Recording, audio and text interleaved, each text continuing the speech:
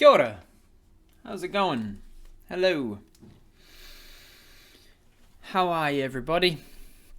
Welcome to Twitch Tales, episode 33. Where did we leave off in episode 32? Well, Apis had just, they were just sat down in the evening of the 1st of Altabris to a roast dinner, a community feast. And they sat next to Kathleen, the head badger of the Knights of Kvosna for Shadridge. And while we ate, we had a deep and meaningful conversation with her about joining the Knights and what that would entail. We didn't commit ourselves to doing so, but enough of Apis is curious about it that they wanted some more information. So we talked to her about that. And then we went to bed. And on the 2nd of Altabris, we went to the blacksmith, Carl, and the other blacksmith, the new blacksmith in town, whose name I'm forgetting, Morn, Carl and Morn, and we asked about our armour and our arrows, which we had commissioned from them, and we were told that they would both be ready tomorrow on the 3rd of Altabris. So we went off to Sally's house, the old necromancer lady, and we investigated through her library of her exceptionally large library of books, looking for any that we might want to purchase, because in order to recuperate some of the costs that Shadridge has recently put out, they are going to sell off Sally's belongings, including her vast array of books. Also there at Sally's place with us was Felicity, the new entry to the town of Shadridge, the low-level wizard, essentially, the lady who is that we saved from the Manticore, who was part of the Arcanists' Entente. She didn't really pay as much mind. She's not the friendliest of sorts. We went out to our river bank and we stored 21 of our gold pieces, making sure that we weren't carrying around too much money with us. And then we made our way back to Shadridge, back into the library of Sally, and found a book on the planes and the layout of all of the different planes of existence, which we think may help us understand our planar travel abilities when we start to learn how to do it a little bit more. We found one chapter on horizon walkers, and the sort of rareness of a horizon walker and their abilities to step between the planes without the need for a portal. And then on our way to bed, we recalled that we had a prophetic dream. After successfully luring a Sasquatch all the way back to the town of Shadridge without injury or killing it at all, or trapping it, in fact, we managed to talk it into coming back with us in a very ingenious way.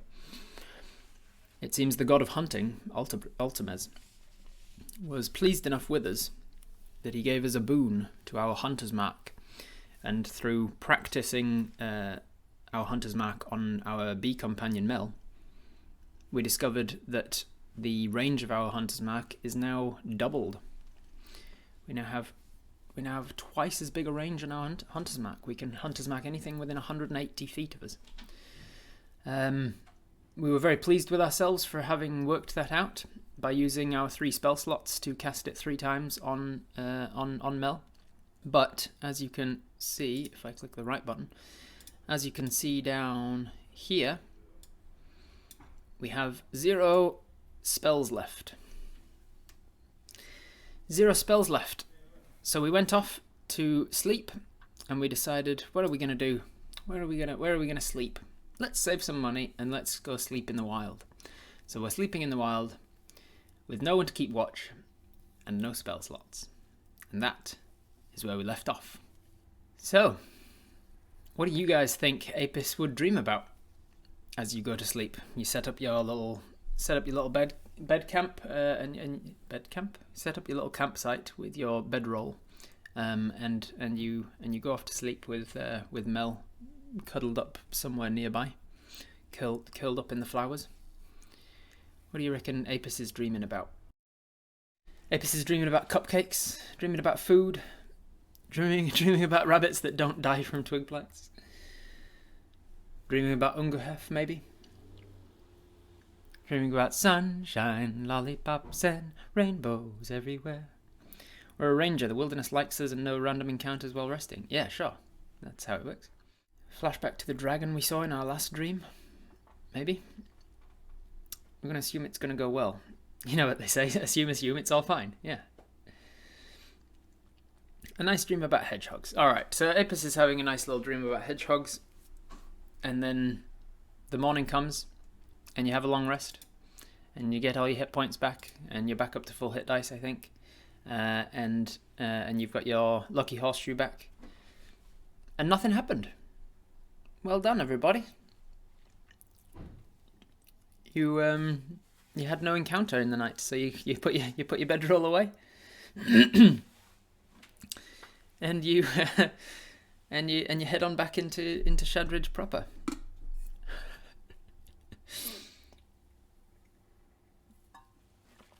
Worth keeping you on your toes for. Worth reminding you that something could have happened, but it just happened to be that nothing happened this time. We did it! We beat D&D, everybody! Thought we'd get run over by a marauding warthog or something. There's still time. There's still time for that, J Park. What do you guys want to do? It is the morning of the 3rd of Altabris. Let's go get our new stuff. Alright, so it's like first light. Obviously, sleeping out in the wilderness means that you get up early, because that's when life around you starts to move and the sunrise. As soon as the sunrise happens and the birds start to tweet around you and things, you're not going to sleep much longer than that. So you are up at the crack of dawn. So there's a good chance that the blacksmiths won't have finished your things immediately. Like, it's not like just because it's the 3rd they'll be done. They'll need the time to finish it on the 3rd. So they might be done, but you might get to them and they might say, oh, I'll be done around lunchtime or something. Go have breakfast with Franklin. So do you want to eat some of your own rations that you've got an indeterminate amount of, or do you want to go and buy some food or hunt something? Do you want to go out hunting first for your breakfast? Spend the morning getting some rabbit or something. Franklin definitely would be up already. Franklin would have gotten up even before you. Franklin would have been up before the crack of dawn. So if you want to go hang out with Franklin, your baker buddy, he would definitely be awake. Breakfast with Franklin. But do you want to take food for him, or do you want to buy food from Franklin? Where does that book reading lady live? The book reading lady, if you mean Sally, then Sally is no longer living in this town, but Sally's house is just to the western outskirts of town. But if you mean Felicity, the arcane caster, the one from the Arcanist's Entente, you don't know where she's residing. You haven't found out that yet. Franklin, buy food, help him out. Can we forage berries to smash onto the bread? Sure, we can do that if you want. So on the way back into town, there's enough like, it's out in the it's a frontier town, so it's not like everything around has been leveled for farmland yet. And so there's a few like berry bushes, let's say, on the way. Actually, let's not. Let's give it a percentage chance of that being the case. I reckon you're out in the wilderness, pretty near to a forest. So I'm pretty sure there's a high chance that you'll be able to forage some berries on your way back into Shadridge proper. Let's give it a 75% chance. 85. We've got an 85. So no, unfortunately you can't forage for berries on the way back in. You'd have to take some time out of your morning to go and do that if you wanted some fresh berries on your bread. If you wanted to go make yourself some fresh jam, for instance, or fresh preserves, you'd have to go and take some time out to do that. All right, so we go straight to Franklin, and we walk back into town. We see a couple of people milling about who acknowledges and say good morning and things.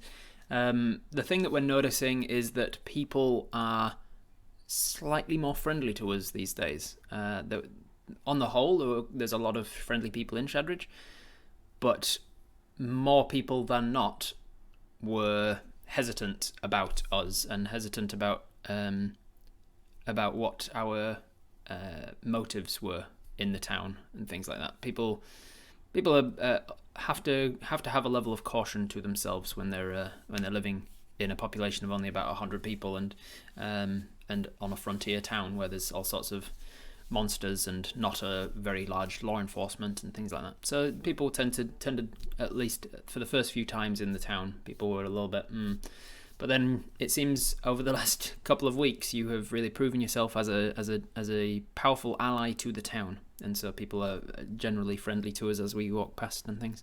We make our way to Franklin's Bakery. It is quite busy this morning because for everybody who gets up at the crack of dawn to start their work, doing their daily duties, they want to have breakfast, and what better way to start your day than with some freshly baked bread from the baker.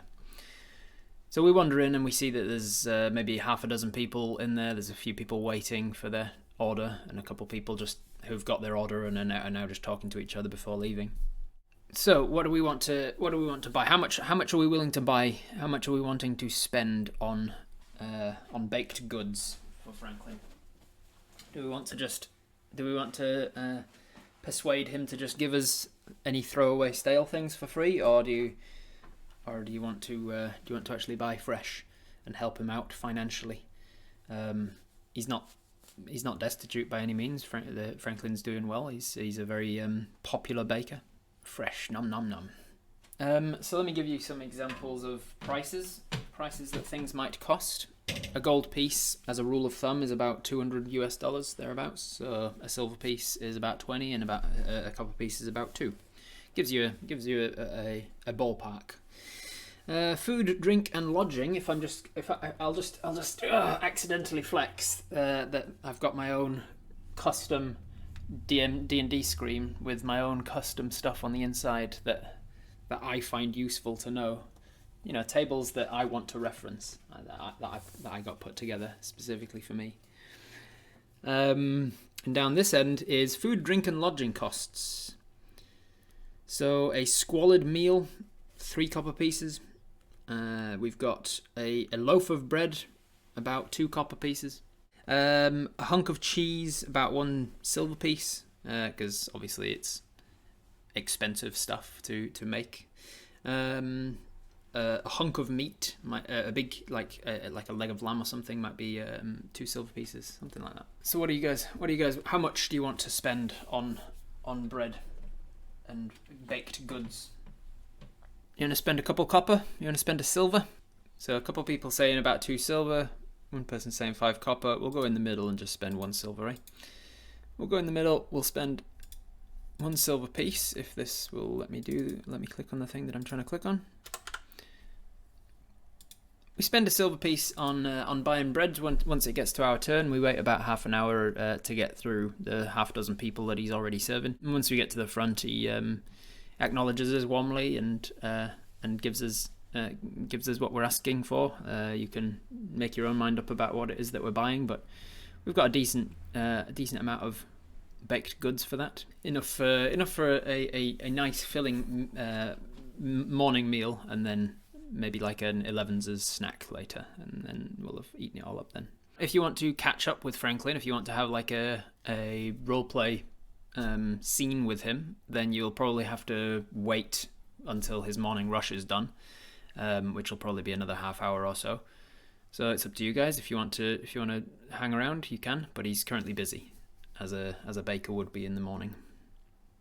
He doesn't have an assistant. He gets up a few hours before dawn and bakes all of this stuff, and then he spends the rest of the morning actually serving people, and then the rest, like after the morning rush until the lunch rush, he spends the time cleaning up and then rebaking all of the lunchtime stuff. So he's a pretty busy boy. Wander over to the blacksmiths while we wait to see if our stuff's ready. Does he serve tea? We need something to drink with the breakfast. He doesn't serve tea, but who would serve tea? Like Gretchen would probably be the one to go to for tea. Go and see how long it'll be for the blacksmith things, because then we can plan the rest of our day. Cool. So we head on over to the blacksmiths. We go to Carl's blacksmith. He's closest, and so we ask him. We as we get there, he's up and working. He gets up at the crack of dawn to work as well. And as we walk in, he tells us that the arrowheads are not all ready yet. He's finished about a dozen of them. He'll be done in this number of hours. Here we go, nice and easy. 3. He'll be finished with our arrows in 3 hours time. And so we say thank you very much, and we leave Carl's place, and we head down the road back past the baker. And we sort of have a little glance in as we go past, and it's quietening down now. He's only got like 3 people in there at the moment.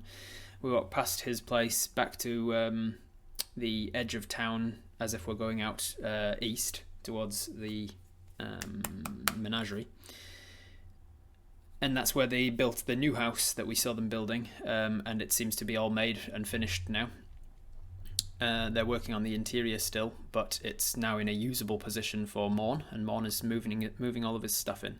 And as we get there, he's not working on anything in particular. He's just working on moving his shit in and getting his workshop up and running properly. So Morn will be done he'll be done with our armor in 1d6 hours. Let's see how far away from being done with our armor he is. 5 hours. So Morn is about 5 hours away from being done with our studded leather, he says. We found studded leather from the Manticore, and we got Morn to adjust it to Dwarven build. And he's doing it for free as a thank you for saving his life from the Manticore. Is Mosh around? From what you know about Mosh, he has been spending most of his time helping, well, when he wasn't helping at the menagerie, he spent most of his time helping the Coltons on their farm, so he's probably out that way. And it's about an hour's walk out to Colton's farm, about 45 minutes. We still have the spines. I thought we were making daggers out of those. He's making us 1 dagger and 20 arrowheads. And the arrowheads will act as a non-magical +1. They'll act as masterwork arrows, essentially, which is what our blue arrow number is here. We've got 1 green arrow, which is a tranquilizer arrow. It acts as the first level sleep spell. We've got 4 arrows that are dipped in tar and will act as fire arrows if we have some flame to dip them in before firing them. We have 6 +1 masterwork arrows currently that we won during the Altabris festival, and those don't give us a bonus to attacking with them, but they do give us a +1 to damage with them. And then the 20 arrows that we're getting made out of Manticore teeth will also be a +1 masterwork arrow. And then the 19 in black is just regular arrows. If we help Morn move in, and then he is fixing our armor for free as a thank you, but if we help him move in, then he might be able to finish the armor faster. Yeah, absolutely. All right, so most people saying we'll help Morn with his moving. So we'll do that. I'll make it an athletics check because you're just moving things around from one side to the other. It's not like you're not using your brain. It's not an intelligence-based athletics check or anything because you're just doing what you're told. Morn's saying, can you move that over there, and can you help me move this, and can you grab the other end of this table so that I can move it over here? All that sort of stuff. So you're just doing general grunt work, athleticisms. You can see over there that we are proficient in athletics, meaning we get a +2 to whatever I roll. And then we've got the +1 from strength. So 9 +1 from strength is 10, plus another 2 from being proficient in it takes it to 12. 12's fairly good. 12's above average, so we are doing an average job of helping Mon move in. By doing so, we'll shave off 2 hours from his wait time. So our arrows and our studded leather will both be done in about 2.5 hours time now. Are we auto-retrieving arrows? No, Kelso, we're not. I don't want to get too much into minutiae things like that, but generally speaking, every time you shoot arrows in a fight, there's a chance that you're not going to get them back. Most often, you'll get them back, but if you fire them off a cliff or whatever, or if you fire them into a stone wall and it shatters, or on a nat 1, generally the arrows will miss and shatter. Cool, so we've got about 2.5 hours left of the morning. It's probably about, what time of year is it? It's spring, equivalent of April in the Northern Hemisphere. Morning time, what time does the sun raise? Probably around 7 a.m, give or take. So we probably woke up about 7, and we had a little walk into the bakery. We spent some time there getting our order. Then we've gone to Morn and spent some time there. So it's probably about 7:30 or so in the morning. And they've said that they will be done with our stuff in 2.5 hours, taking us to around 11 a.m. or so. What do you want to do in the 2.5 hours that you've got to spare before you have to pick up your arrows and armour? What books have we got in our bag? We've got 3 books. We've got, and remind me if I'm forgetting these, we've got a book on the planes, the outer planes and the inner planes, and sort of a breakdown of what all of the different planes of existence are. We've got a book on how to identify various herbs out in the wild, herbs and spices and plant-based potion materials. And then we've got a book on the beginnings of how to make potions, I think. Like a beginner's guide to potion brewing. Go to tea and brunch with Edith. We could do that, yeah. Are there any ponds nearby to fish with a net? Probably not. So Shadridge is so called because it's built up onto a shady ridge of a mountain. And so they use wells for their water. There's not a lot of streams around. There are streams within like an hour's walk away, but they use wells for their water supply. And they don't have mountain fish in any ponds nearby. Have we been up to the top of the ridge?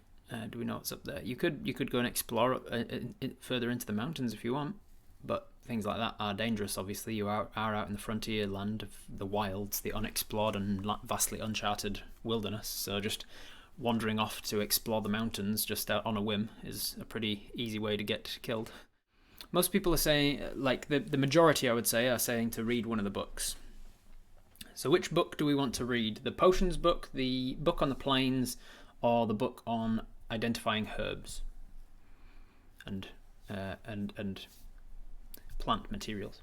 Book on herbalism? Yeah, most people saying we want to identify the book on herbalism. All right, we'll do that then. So Apis has a couple hours to kill.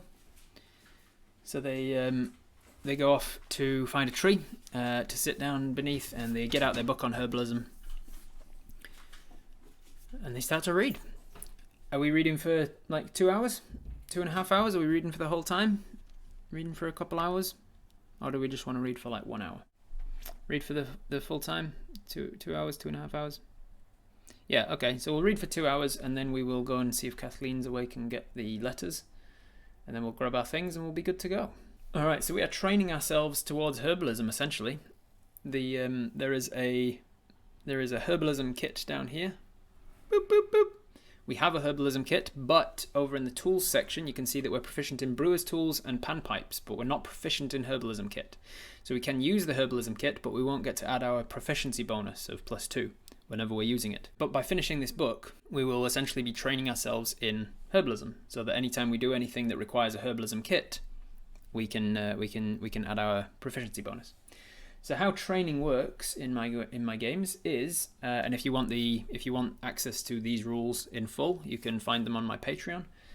But I'll give you the simplified version, the rundown of it, the summary. If we are self-taught with a book or /untrained help, we're self-teaching essentially, then we've got a +2 modifier to this progress roll that we're about to make. The more intelligent you are, the more likely you are to pick up the things that you're trying to train in, and so you get to add twice your intelligence modifier as well. So our intelligence modifier, as you can see over there, is a +3. When we were creating Apis, we decided to put the highest stat into intelligence, even though that's not particularly a ranger stat. People just wanted a very book smart character, which is cool, because intelligence is usually the dump stat, so it was quite a little refreshing change. So Apis is really book smart. Apis is really well read, quite a learned person. So we get to add 6 from our intelligence. We get to add 2 from having a book on it, which means we get to add 8 to the subsequent roll. And the DC is 12. So the progress check for every hour that we are training is this +8, and we have to get a 12. Perfect. 7 + 8 is more than 12, and for the second hour, that was cocked. For the second hour, 7 again. 7 + 8 is more than 12. So we succeed. On the 2 hours, we actually make progress. We manage to put the extra information into our noggin, and we make progress. I will note down the progress score. We've added an extra 2 hours of progress to it, and eventually once we reach a particular number, we will be proficient in herbalism. How much more training will we need to get mastery of panpipes? Because we probably need it quite a lot. So to get to half proficiency in something, that's relatively easy. To get to full proficiency, it's a little bit harder. And then to get to mastery, which is double your proficiency, that takes quite a lot of time. It's a way of making sure that the game stays balanced. And also it makes sense that like to get a little bit good at something doesn't take a lot of work. To get really good at something takes a lot of work. And to get excellent, to get like master at something, it takes so much more work. So we finish our books. We were gonna go talk to Kathleen now, right, and get any notes that she wants us to take for the people of Fondirg. So we go to Kathleen. We find her easily enough. What would she be doing on a day like this? Third of Altabris, a third of the week, middle of the week, just run of the mill. Nothing particularly happening in town. They're still dealing with Sally's estate. She'd probably be over at Sally's. We find Kathleen easily enough. It takes about half an hour or so, but she's over at Sally's place, and she's organising. All of the books have been taken off of the shelves now, and she's putting them into boxes and labelling them and taking in proper inventory to make sure that everything is accounted for. And we pop in and say hello to her and ask if she's got any letters for us, anything more that we need to take to Fondirg on her behalf. And she says yes. She said yeah, she had them prepared already, knowing that you were probably heading that way. And as she hands them over, she says, "Have you thought any more about what we talked about the other night? Any further considerations about whether you'd be interested in joining the Knights? What do you guys say?" We're still considering it. We're still mulling it over for now. And she says, "Very well. There's no rush. Just let me know if you make up your mind one way or another." In that regards, this one, and she hands over a letter that's addressed to the Knights of Kvosner of Fondirg, and it's stamped with a wax seal. It says this one is just a request for more knights to be sent here. I think I can't manage with just Aaron, Clifford, and Oliver. So this is a formal request for more. So obviously, you can let them know if by the time you reach Fondirg you've made your decision. You can obviously let them know if you will also be one of the prospective squires. In terms of how to get to Fondirg, I would get there faster on a horse. She says, yes, you would. You wish to borrow Paul's horse again? Now, for you guys to keep in mind, a horse will get you there twice as quick, but having a horse is also a potential liability, especially when it's a borrowed horse. If you encounter something dangerous on the way, a horse is an extra thing that you need to protect. Because if you encounter something that kills the horse and it's not your horse, there could be problems. So it's something to put some actual thought into. Horses, you don't have a horse pocket. Not yet. That is a magic item that you can get eventually. But you don't have a horse pocket. If you are going to take Paul's horse, then you just need to be aware that that's a responsibility that you're taking on. Essentially, you would be delivering it to Paul's family as part of the consolation, about part of the consolation as the bad news that you're taking them. The horse knows the danger. He's already been shot once. That's right. We've almost killed this horse once already. Well, we didn't obviously, but we almost led this horse into a dangerous position. At what level can we get a horse bucket? It's not a level thing, Sasha. It's about finding it, finding or buying or getting it commissioned or something. So from Fondirg, Fondirg is just under 50 miles away. So on foot, that takes about 2 days of travel. Day and a half if you push yourself. On horseback, it takes about a day of travel, or like 7 hours, or if you push the horse. How much is an old horse? I mean, a new riding horse is about 75 gold, give or take. So an old horse that's kind of really past his best, probably around. I mean, if he's still good for something, then maybe like 30 gold to 40 gold. If he's like useless, then he's more of a liability than anything. So, all depends on whether or not it's worth as much as you can find somebody to spend on it. It's worth as much as somebody's willing to spend on it. What speed are we doing? What do you mean? Speed of... On foot, we've got about 35... I mean, as a dwarf, we've got 25-foot walking speed. Distance covered by terrain. If you're going like cross-country, 30 walking speed will take you about 2.5 miles in an hour. It'll take you about 22 miles in a day, in an 8-hour day. We can walk to the dead forest and then ride on the giant termite the rest of the way. Yeah, saddle up that giant termite. All right, I'll put it to a poll. 59% of people saying yes. So we say, when she asks, do you want to take Paul's horse again? You say, aye, yes, please. If you wouldn't mind, I think it would be nice to have the horse for their family in case he said it's his daughter. And she says, yes, and she points to the first note that she gave you. That's the note for her. It explains everything, and it says that the estate is being put to good use. His house is being turned into the barracks, the temple to the Knight of course. And so yes, having his horse might help if she has any land for it. You might get there and find that she has no need for a horse, and so perhaps she'll ask you to take it to the stables for her or something. But it's a good thought that she should at least get first refusal on it.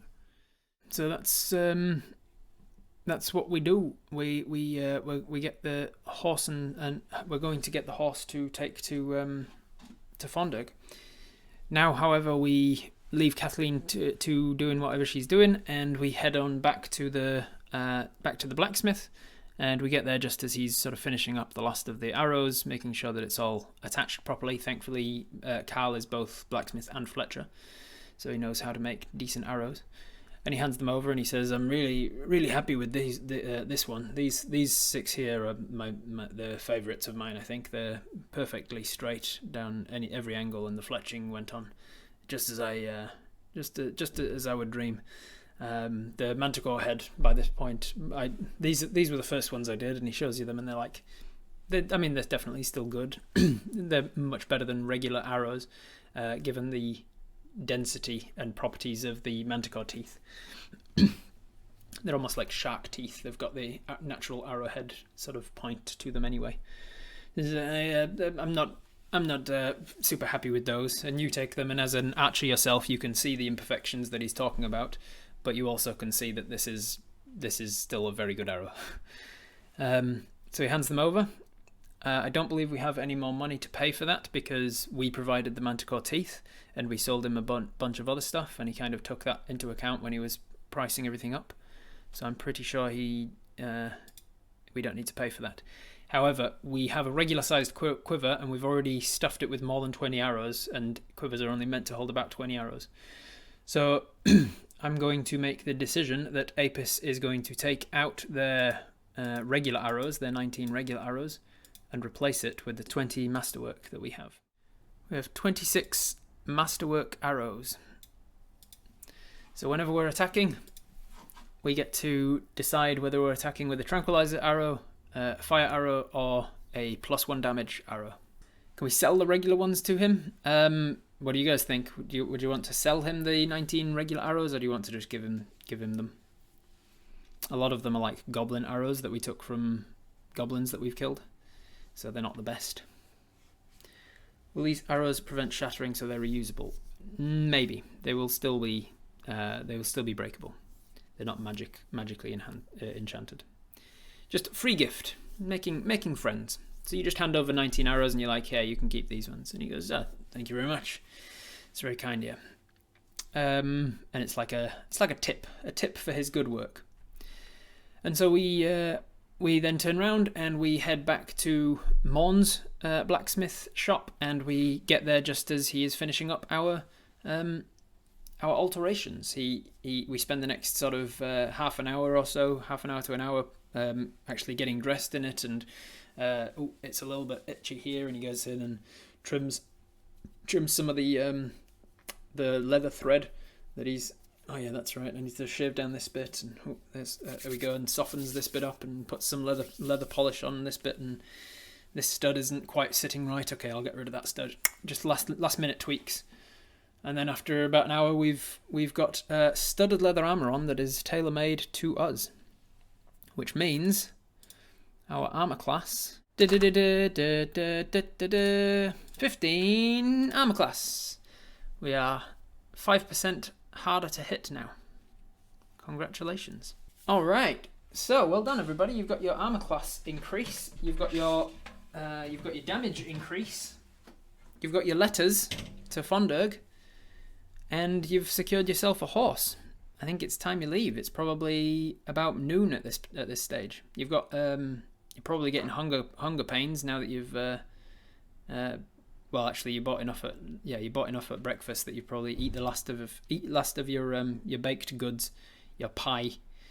You probably bought like a morning baked thing, like a Danish or something, and then a pie for noon, and you've probably heading over to Paul's old farm to get saddled up while you eat. And by the time you get there, yum yum yum. Kathleen has already beaten you there, and she's gotten the horse ready. You can see it standing off to the side, all saddled up, bit and bridle. And she comes out of the makeshift barracks and greets you as you arrive. Is there anything else you want to say or do or have done in preparation before you set off towards Fondirg? We'll make it to Fondirg without staying overnight. On horseback, if you really ride this horse fast, as I say, it's like 45-ish miles to Fondirg. You could just about do it. If you push this horse, you can make it to Fondirg by about 8 or 9 p.m. Should we wait until morning so we don't have to spend the night out in the wild with the horse to protect? If you ride for 8 or 9 hours straight with no stopping, you can just about make Fondirg, I think. Yeah, you'd have to go for. I'd say you'd have to go for 9 hours. 9 hours will get you to Fondirg, but 8 hours will get you shy of Fondirg, and anything after 8 hours requires Constitution saving throws because you're pushing yourself against exhaustion. 8 hours with no bio break. Correct, yeah. If you take rests, then you're pushing getting to Fondirg on time. You're already going to be riding well into the night at that stage, because at this time of year, it's getting dark around 6 p.m. So you'd be riding for 2 or 3 hours in the dark. It is now noon, and getting, actually it's probably about quarter past midday-ish, approaching 12:30. By the time we actually hit the road, it'll be 12:30. So 9 hours walking. 9 hours walking will get us there about 3.5 hours after dark. All right, I'll put a little poll here. And time is up. With 57% of the vote, we have opted to spend the night here. So we grab the horse. We are all ready to go, and then we look at the sky and we think, oh, how long did it take us the last time we made this journey? Well, at this rate, we'll have to camp out in the dead forest again, the dead woods, and that's where all the termites were, and that was not a pleasant time to camp. Alternatively, I could push through that and into the night. It'd be pretty dark by the time I get to the Manticore Cave, though. I could push further than the Manticore Cave, get all the way to Fondirg, but that means taking Mr. Ed for 3 hours of walking. It's pretty dangerous. And so you're in two minds about it, but you decide ultimately, I think I'll spend one more night here. I don't want to risk being out on the road in the night, not when I'm looking after somebody else's horse. And so that's the decision that Apis comes to. So what do you do for the rest of the day then? You've got 6 hours of forest bonus. You got 6 hours of the light left. Kathleen hears your decision and says, "Oh, very well." She seems a little bit not taken aback. She seems a little bit confused as to why you've asked her to put together the letter and things, but she doesn't really make a thing of it. She just kind of "Oh, okay, sure. Yep, whatever makes you feel safer. And then she goes back about her business, and you unbridle and unsaddle the horse, because you don't want to leave the horse all saddled up for the rest of the day. It's not very comfortable for it.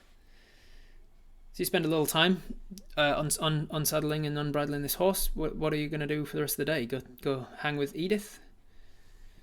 Get Edith to teach us for the afternoon to do more herbalism stuff? Edith is already teaching. She's teaching our friend Toria.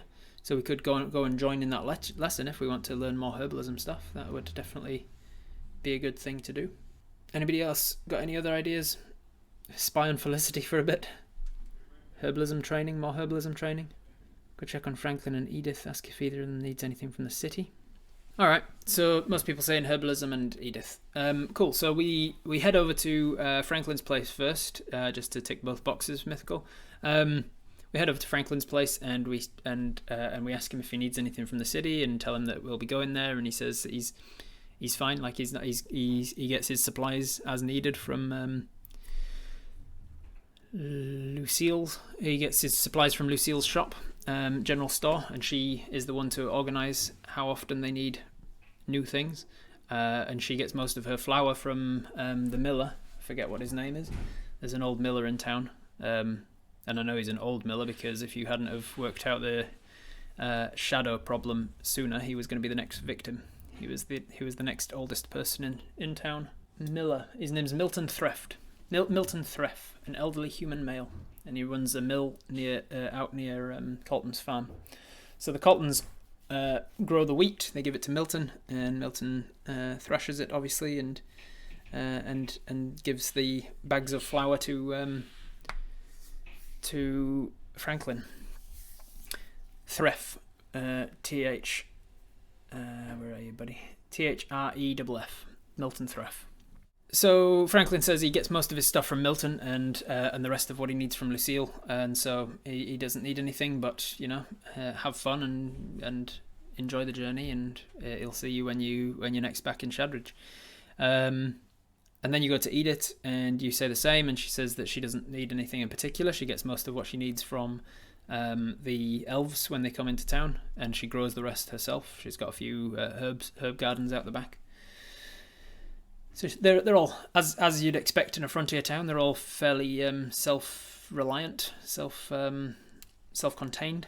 And so we ask if she would mind. We've got the rest of the day to kill. Would either of her or Toria mind you joining in with their potion brewing and herbalism lessons for the day?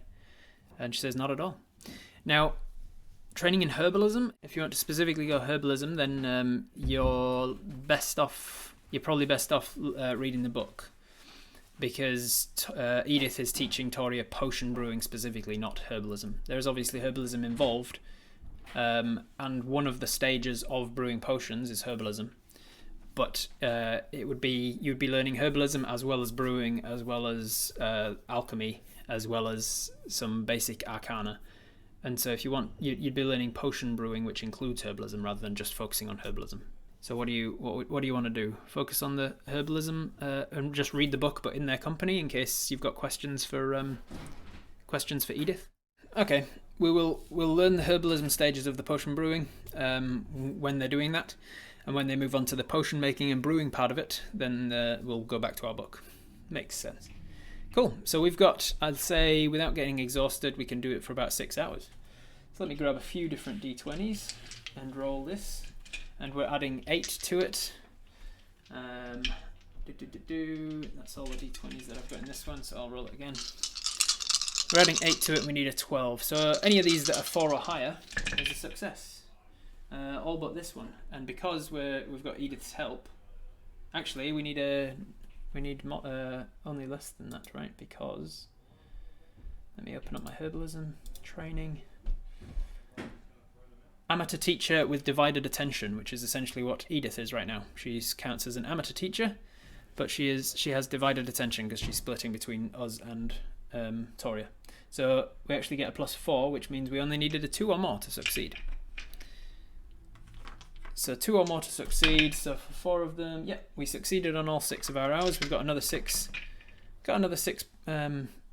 proficiency scores. Another 6 bonus points towards herbalism proficiency. We're doing very well towards our herbalism. We'll get there in no time. Let me look up what the progress goal for herbalism is. It is subject to change because I might decide that it's quite a lot. Oh shit, herbalism kit's not that much at all. To get half proficiency in it, you need 16 points, and we've already got 8. So we're halfway to getting half proficiency. To have full proficiency in it, we need 40 points. And to get double proficiency in it, we need 160 points. Yeah, we're getting there. We're another 8 hours, another successful 8 hours of studying our herbalism book, and we'll have half proficiency in any herbalism checks. Unless there's anything specific you want to talk to Edith or Toria about, we can have a little roleplay scene if you've got something specific you want to talk about. Otherwise, we will cut forward to tomorrow morning when you set off towards Fondirg. Alright, Fondirg it is. So we are going to stay, just so that you can save your money, we'll say that you stay out in the wilderness again. And this time you're going to sleep with Inspiration, Lucky Horseshoe, and all of your spell slots still intact. So you should be okay in case you do get ambushed out in the wilderness. You go to sleep. In the next morning, you wake up on the 4th of Altabris. FYI, today is the day that your Displacer Beast cloak is finally tanned. The skin is finally turned into actual usable material. And the tanner of one of the elven towns will now be sending it today to the weaver to turn into an actual cloak. So you're still a while away from getting the item, but it is the displacer skin as of today is actually leather material that can be turned into a cloak, and that's what's going to be happening with it for the next few days. Alright, so the next morning, 4th of Altabris, you're going to have any breakfast? You're going to eat rations? You're going to go to Franklin's one last time before leaving? Apple on the road. Alright, so you head straight over to the farm, Paul's old farm. You get onto Paul's old horse, Mr. Ed, after saddling it up, and by the time you hit the road, it's probably like 8 a.m. And you set off on the way, on the road again. Just can't wait to get on the road again. Let's take you over to a little map here, and I'll show you let me show you the incarnate map of the area. Alright, that'll do. Cool, this is your immediate surroundings. And this is your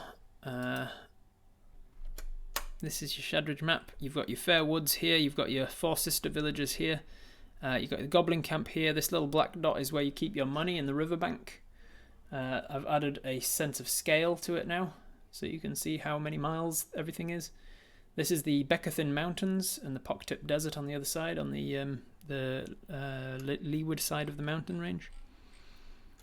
Here's Shadridge with the little menagerie halfway between Shadridge and the apiary, and then the Colton's farm, and you can see the little windmill where Milton Threff lives. And what we're doing is we are going out of Shadridge down this way.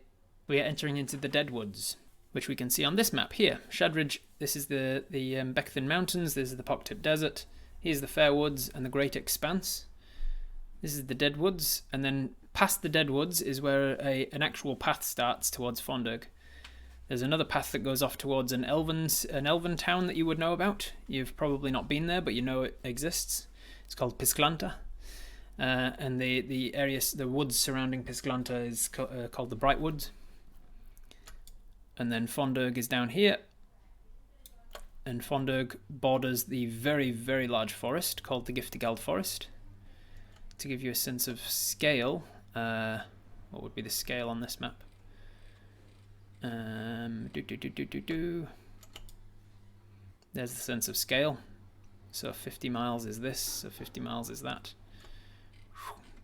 A lot of this, so this whole island is still a work in progress. I haven't really put a lot of thought into mapping out the specifics of things that don't matter to you guys yet. But things that Apis would know about the island that you're on. This city here, Mudaxa, is the capital of this island. is the largest city of the island. Grusverk is a dwarven mining city. Schafguschel is the town that you were originally from and is now a ruins. And Richven is a dwarven human hybrid that is like a fishing and port town. And then round here, all that you would know about this area, the area north of the mountain range, is that it's mostly orcs. The orcs have been driven back to here. They don't have much of a gap through here. This top area of the map is largely uncharted, which is why Shadridge has been set up as a frontier town in the first place. Is that the humans kind of pushed this way first, drove all the orcs back, and then they came around here, this corner, and then they've kind of pinch pointed the orcs off from coming around here, and there's a large military city over here. Large military city over this way that keeps the orcs from coming around this way. The orcs don't tend to go through the mountains because it's so dangerous. And so most of the north of this island is just left to the orcs. And we don't know, the humans don't know too much about this top end here, which is why it's kind of uncharted territory and just known as the Great Expanse. And they're setting up Shadridge to hopefully understand more about what the area is. So that's all that Apis would know as an outlander, having moved around the island quite a bit. Schafguschel, where you're from, is just on the southern edge of the Giftegeld forest. Fondirg is on the eastern edge of the Giftegeld, and south of an elven town there. Questions, comments, concerns? Those are some huge mountains. Yep, they certainly are. Apis would also know that this island is one of 3 major islands that makes up the country of the Kingdom of Serentiel Islands. This island that you can see down here is another island called Lorenthal, and then there's another one like way over here called Drenwheel. And between the 3 islands it makes up one country, which is the equivalent of the British Isles. So what you're doing, what you're hoping to do, is you're setting off from Shadridge, mostly over wilderness until you get to the Deadwoods, and then there's a bit of a difficult track getting through the Deadwoods. And then you find the path on the other side, and you make your way this way. The Manticore was just around here, or so, give or take. And then you'll be setting off towards Fondirg and hopefully getting to there before the end of the day. Apis wouldn't necessarily know the whole shape of the island. This is okay for player gamer knowledge, but character knowledge. You're already seeing more than the character would probably know. The character wouldn't necessarily know about all of this military stuff over here, and the character wouldn't necessarily know the shape of the island. They would just know that they're on the northwest of the island. The rivers that I've shown, as I say, this is very much a work in progress map, so I might still change the specifics of the rivers and things. But the rivers that I've shown are just the ones big enough to see on a map of this scale.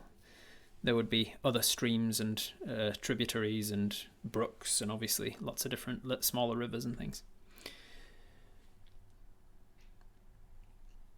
Cool, so you set off. You make it as far as the Deadwoods easily enough, no problems.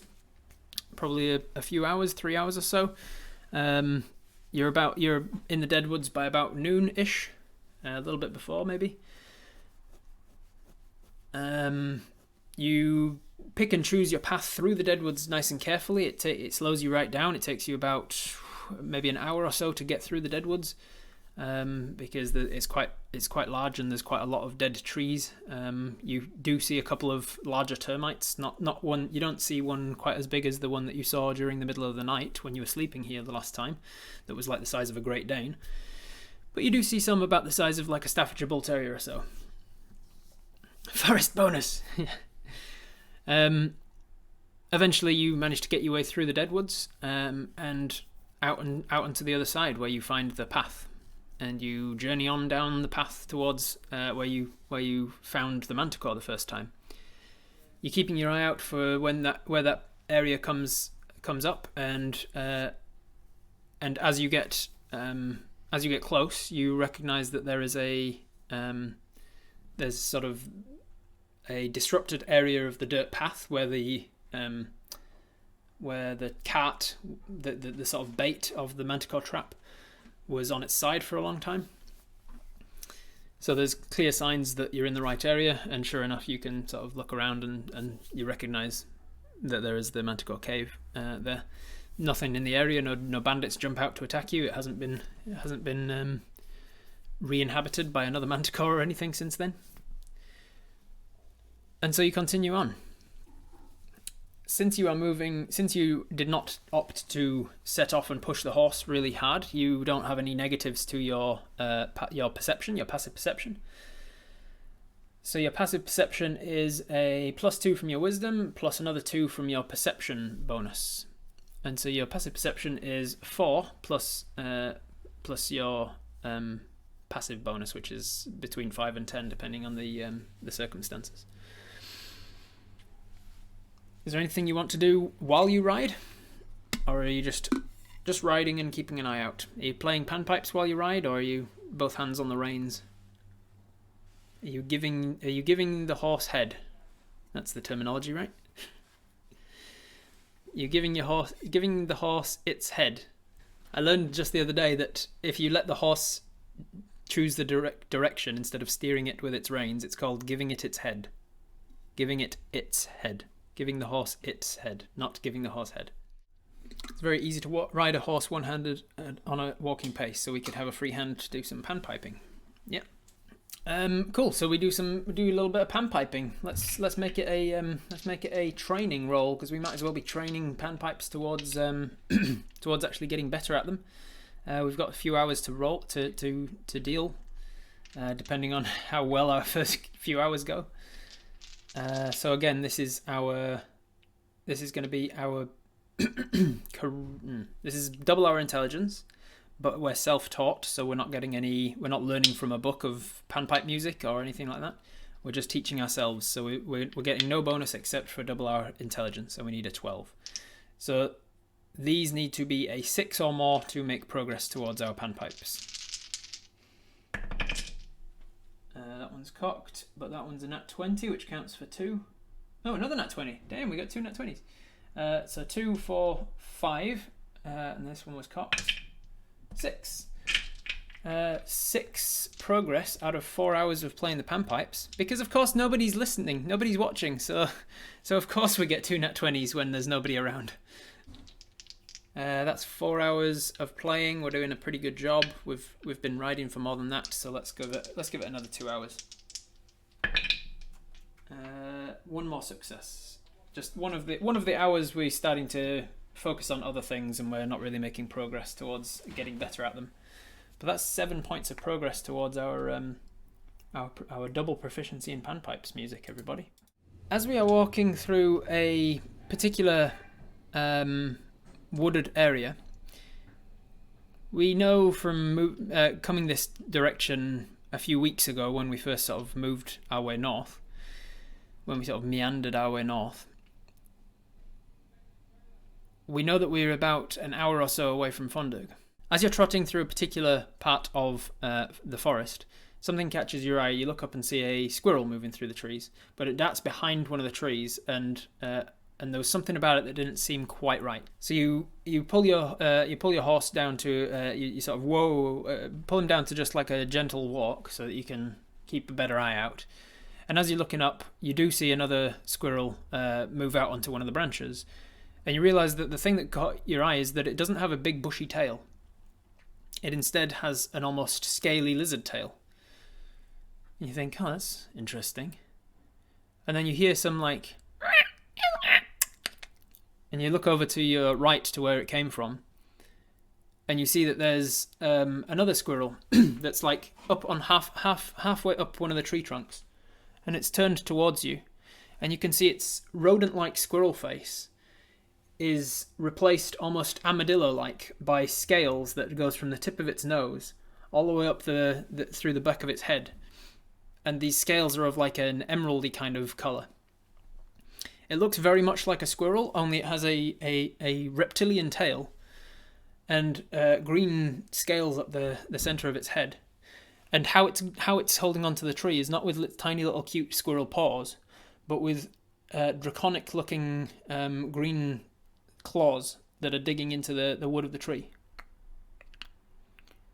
And given that dragons are our favourite enemy, we can tell that this creature looks very draconic in its nature. It looks almost like a cross between a squirrel and a dragon. And as it looks towards us, it scuttles up the tree a little bit further. And then we hear movement.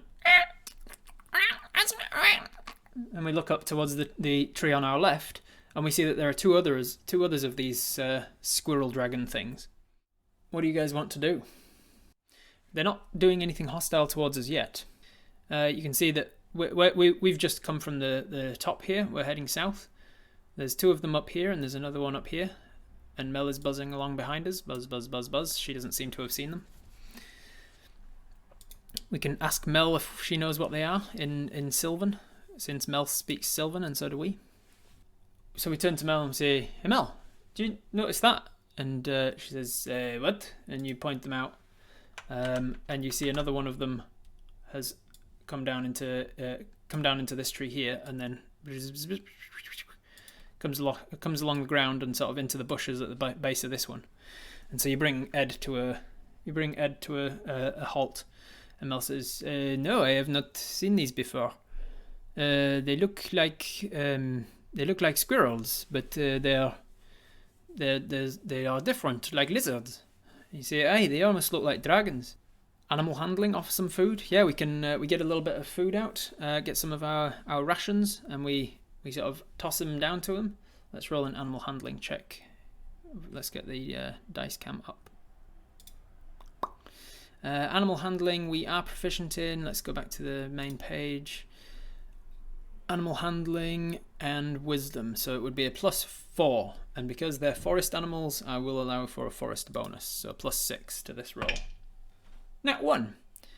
And Nat 1 +6 is a 7.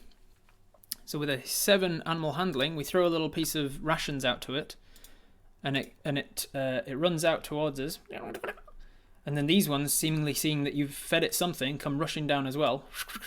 And they want some food. And these guys all rush forwards. And then as this one rushes in, this one getting jealous, runs over to it and it breathes in and then breathes out, and this huge plume of green acrid smoke comes pouring out of its mouth. And it attacks both the other squirrel that was getting the food, but it's also going for you and the horse in a cone. And you are going to make is it a Constitution saving throw? I believe it is. Constitution saving throw. That was all cocked. Let me get them out of the way. Which one's Apis? This one's Apis. A 10. 10 plus your Constitution saving modifier. You can see it's a +2 there, and we don't have a white ring around it, so you're not proficient in Constitution saves. You're going to do a +2 from your con save, taking you to a 12. But if you see under your features down in that far bottom corner, you are a dwarf. And one of the cool things about being a dwarf is that you have poison resistance. And this is very much a poisonous cloud that it is spewing over you. So you get a 12 on your con save. The horse, Mr. Ed, gets an 8 plus his con mod, which would be probably negative at this stage of his life. So he's definitely failing it. And I need you guys to roll initiative, because these dragon squirrels are attacking. Bum bum bum! Alright, so the half green dragon squirrel uses its poison breath on you in a 10-foot cone, exhales poisonous gas. Each creature in that area must make a DC 10 Constitution saving throw. So you succeeded, your horse did not. So you are going to take only half of this damage, and then because you're poison resistant, you get to half it again. So the damage is... Ooh, thankfully for you, I also rolled really low. So that is 6 points of poison damage, halved because you succeeded your con save, so 3, and then halved again and rounded up, so you take 2 points of damage. Apis is down to 43 hit points from this poisonous squirrel gas. Your horse, however, takes all 6 points of the damage and has taken, I think horses start on about 18 hit points, so we're down to about 12 now. Somebody can correct me if I'm wrong, but I'm pretty sure like a riding horse is normally like... Oh, actually no, a war horse is like 18. I think a riding horse is normally like 11. So I'll say that the horse has 12 hit points and is now wounded with 6 hit points worth of damage to it. We are now into initiative order now that we realise that these squirrels are hostile little creatures. So Apis, I need you to roll initiative. This is your dice. Let me put the dice cam up. Dice cam. That is a 3 on initiative. Would you like to use inspiration or lucky horseshoe to re-roll that, or do you want to stay with your 3? You do get a +3 from your dexterity. So currently your initiative is a 6. While you are deciding whether or not to re-roll that with lucky horseshoe or initiative or inspiration, I will roll for Mel using the honey dice. Mel also gets a 3, and Mel has a +4 to her dexterity, so she's currently going at 7. You're going at 6. Most people saying leave it. Leave it, leave it, leave it. I think we should re-roll because these things can nuke Mr. Ed really quickly. Yup.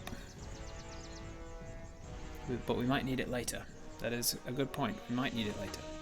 Mr. Ed, his initiative is going to be yours while ever you're controlling him. If you get off of him, he has to then roll in his own initiative and become his own thing.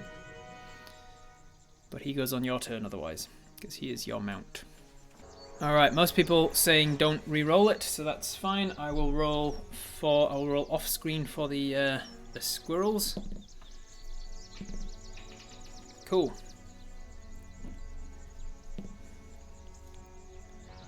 Alright.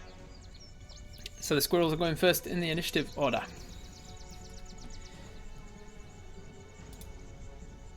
Oh, this one as well. He takes some point. He has to make the save because that was the guy that the other one was actually attacking because he was stealing all the foods. He succeeds on the con save and he is resistant to poison damage, so he's going to take only a quarter of it as well. He only takes 2 points of damage. 2 points of damage to this guy. And how many health points do a squirrel have? Ignore the numbers on there. That's not the numbers I'm using. 2 points of poison damage. That squirrel. So that squirrel takes the damage, but is not wounded from it. He has taken 2 points of damage. He is going to retaliate. He's going to move first. He's going to run over to here because you actually gave him food. He is going to ignore you with his poison cloud, but he's going to spit poison over these two. He's going to spit poison over those two. They both have to make poison constitution checks. One of them fails. The closest one fails. The second one succeeds. So one of them takes half damage. The other one takes full. Ooh, and it's quite a lot too. 9, 11. The one at the front is killed. The one who sparked off the battle is killed by the poison. Wait. Yeah. Killed by the poison because I round up. The second one is quartered, so round up to 6 and then half again 3. He takes 3 points of damage. And he's bloodied. And then this one, this guy gets to retaliate. He is pissed with you and this squirrel for not feeding him when he was chittering at you because you didn't understand his squirrel language. So he is going to use his poison breath over you, over this 10-foot cone. He's going to hit this other squirrel and you and the horse. So dice cam back on. You guys need to start deciding what you're doing on your turn in combat as well. In case you are picked, and I will pick one of you in a moment. Rolling for you and Mel is not in it, so the Mel dice can be the horse. The horse fails, you nat 20. So you succeed on your poisons, on your Constitution saving throw, taking only half damage, and then because you're poison resistant, you take only quarter damage. And then the horse unfortunately failed and took all of it. And that is going to be 12 points of damage. The horse takes 12 points of damage and is not immediately dead, but is definitely down to 0 hit points. Because it's now taken 18 of 12 hit points. So the horse is unconscious, no longer bloodied. I'll use this one for unconscious. Oof. And the horse falls prone. You take half of 12 is 6, and then half of that is 3, so you take another 3 points of damage, taking you down to 40. I need you to make a dexterity saving throw as the horse collapses underneath you. 8 plus your dexterity save of 5, I think it is, takes you to a 12. You needed a DC 10, so you managed to succeed by staying on your feet. You are thrown forwards off of the horse 5 feet like this as the horse collapses, but you stay standing. You don't fall prone, and you don't take any damage from falling. And then this one is not part of the fight yet. He doesn't know what's going on, so he's going to stay back and watch. He's readying for if anybody attacks him. That is the end of the squirrel's turn. Mel is going to... she's going to see that this is happening. What's she got? She's got go to sleep spores. She's got adrenaline injection. She's got summon swarm. That's going to help. So she is going to use her once per day ability to summon a swarm of biting and stinging insects within 30 feet of her. Blah blah blah. Lasts for 1 minute or until it's reduced to 0 or dies. Okay, so buzz. And she's going to summon it in the space of the one who's aggro against the others. And let's push him to the back. So that's her action. That's her action to summon that swarm. She's going to then use her movement to move down to this one behind its back, and she's going to sting it if she wants to, if she has to. Then that's the end of Mel's turn, so it is now her militia's turn. I can turn on Mel's militia in the initiative order. Mel's militia will go, and they will take a stinging attack. Where are you, Mel's militia? Bites. Roll and add 3. 6 plus 3 is 9. 9 is not enough to hit these squirrels. They seem to have dragon-like scales over most of their body. So their AC is more than that of a regular squirrel. So they're trying to bite and sting and things, but it's too low to the ground, and they're not sure exactly what they're attacking immediately. It takes them a few seconds to work out what's going on, as all of these bugs are coming out of the ground and down from the leaves and buzzing up from the cobblestones and all sorts of things. That is all of Mel's turn and her militia's turn. So let's go back to Nightbot and roll it. Silver Red Fox Gaming, can you let us know you're still in the chat? Yep, I can see that you are. You are out of melee range with all of the squirrels, yes. This one is pretty close to you. This one here. Let me move the map over so that you can see it a little bit better. There we go. This one is quite close, but not quite melee with you. And this one's quite far away and hasn't done anything dangerous yet. What do you want to do, Silver Red Fox? Attack the squirrel on the left, the one with the bees. Cool. How do you want to attack? You have a long sword, you can see below me, or you've got a long bow. The long bow. Awesome. Alright, so you've thrown off the horse. Boom, you tumble and you take that momentum to step forward a little further. And you turn around, you draw out your longbow. You've got a bonus action as well if you want to plane a warrior or hunter's mark or anything. What do you want to do with your bonus action? Do you want to use it to anything before you attack? To stabilize a dying creature is an action, yes. You want to hunter's mark? Cool. You hunter's mark it is. So with one of your spell berries, it disappears and you cast hunter's mark on this little dude here as a bonus action. And then you take aim through the bees and you're going to fire off your arrow. You've got a +7 to hit. Let me open up the dice cam again. And I'm going to... That's a 9 + 7 is 16. 16 is enough to hit these guys. Strike. You strike that one of these arrows through the squirrel. You're going to deal a d8 + 4 damage. That's 6 + 4. That's 10 points of damage, plus a d6 from Hunter's Mark. So 10 points plus another, and plus another 2 points, 12 points. And I've just remembered I need to do this real quick. Yeah, that's fine. And the squirrel that you're attacking, poof, dies. The arrow strikes through it. It's one of your manticore arrows. The sawtoothed, metallic almost nature of the manticore's teeth, being that they're from a beast that is accustomed to chewing up metals.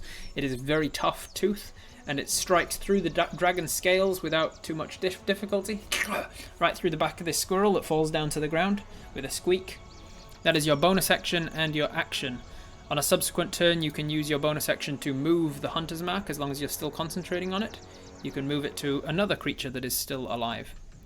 Do you want to use your movement? You have some movement left. Move back to the horse. Cool. We move back over to the horse to stand over it. That is the end of Apus's turn. It is now back to the top of the initiative order. You hear some larger squeaking, less arboreal rodent and more terrestrial rodent sounding, as you turn around and see a rat the size of a beagle is running in from the outside and jumps up onto the log here. And as it does so, you can see that it's got a very rat-like face, except for the fact that down its snout are a bunch of green scales. And then it goes all the way down its body with these green scales, and its front claws are very reptilian-like. And then at the back of its body, instead of a flexible rat tail, it's got a very green, scaly, lizard-like tail. And the great rats, the dragon rats, join the party. That's right, I said rats, plural, as this one runs in from here as well. And they rolled even higher than the squirrels. There's a very busy boy dragon out there somewhere, it sounds like. It sounds indeed like that. Alright, the rats. They used their movement on their turn to get onto the battlefield. They have bonus and action. Let's have a look at the rat stat block, the rat block. They've still got their poison breath ready. They've got their bite. Let's go with, I think this one is going to, I think they both stand there ready. This one seems to be in a pretty good position already on the log. So he's just kind of standing there watching and waiting and ready. This one, however, seems to be like sort of furtively darting from side to side. He's essentially taking the dodge action. That is the rat's turn. It is now the squirrel's turn. This squirrel has seen that you have taken an action against one of its allies, even though it was kind of fighting amongst itself. It also realizes that you're dangerous, so it's going to take an attack against you. So it's going to run forwards to here. Let's measure out 10 feet. It would know how much it can hit with its breath. 10 feet doesn't quite hit the... I suppose it just clips it, so it's going to get up into melee with the horse so that it can guarantee that it's going to get Mel's Militia and its 10-foot breath weapon. Yeah. So a 10-foot cone will get you, the horse, and Mel's Militia. The horse will, of course, fail. Oh no, it doesn't necessarily fail because it's a Constitution save, which can happen passively when you're 3. The horse cannot roll good on Constitution, it seems, so the horse fails one death save already. That is one failed save. Apus, you need to roll Constitution saving throw. 4.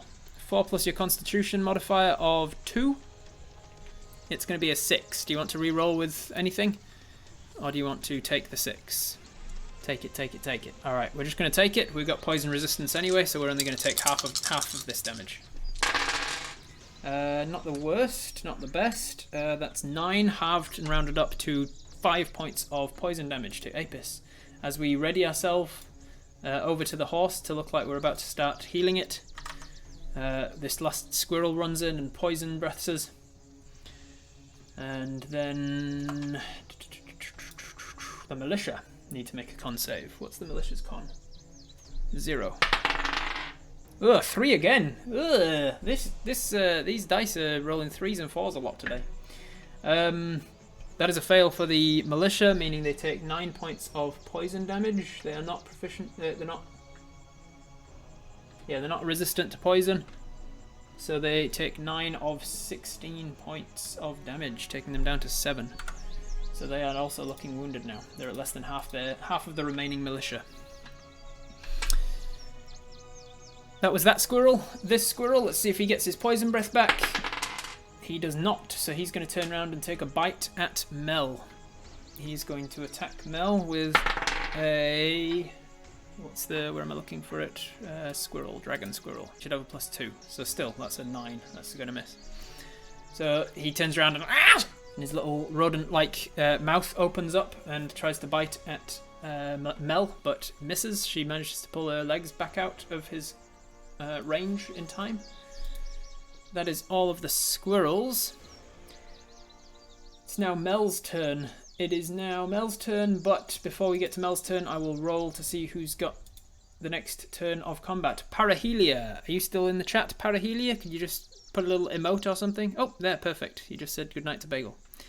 Alright, Parahelia, you've got all of Mel's turn to start thinking about what you're going to do on Apis' turn of combat.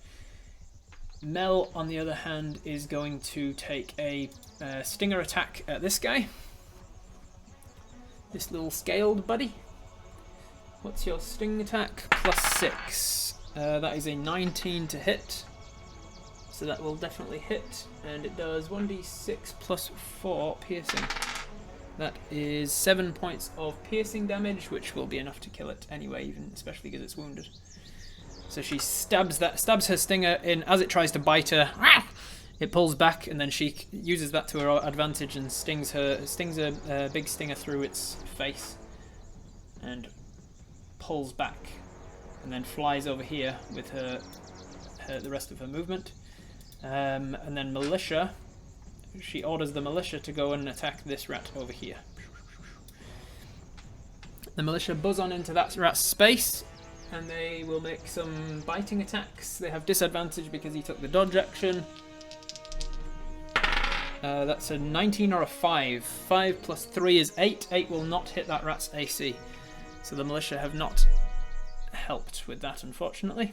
It is now Apis' turn. Parahelia, you're up. What are you doing on your turn, on Apis' turn of combat?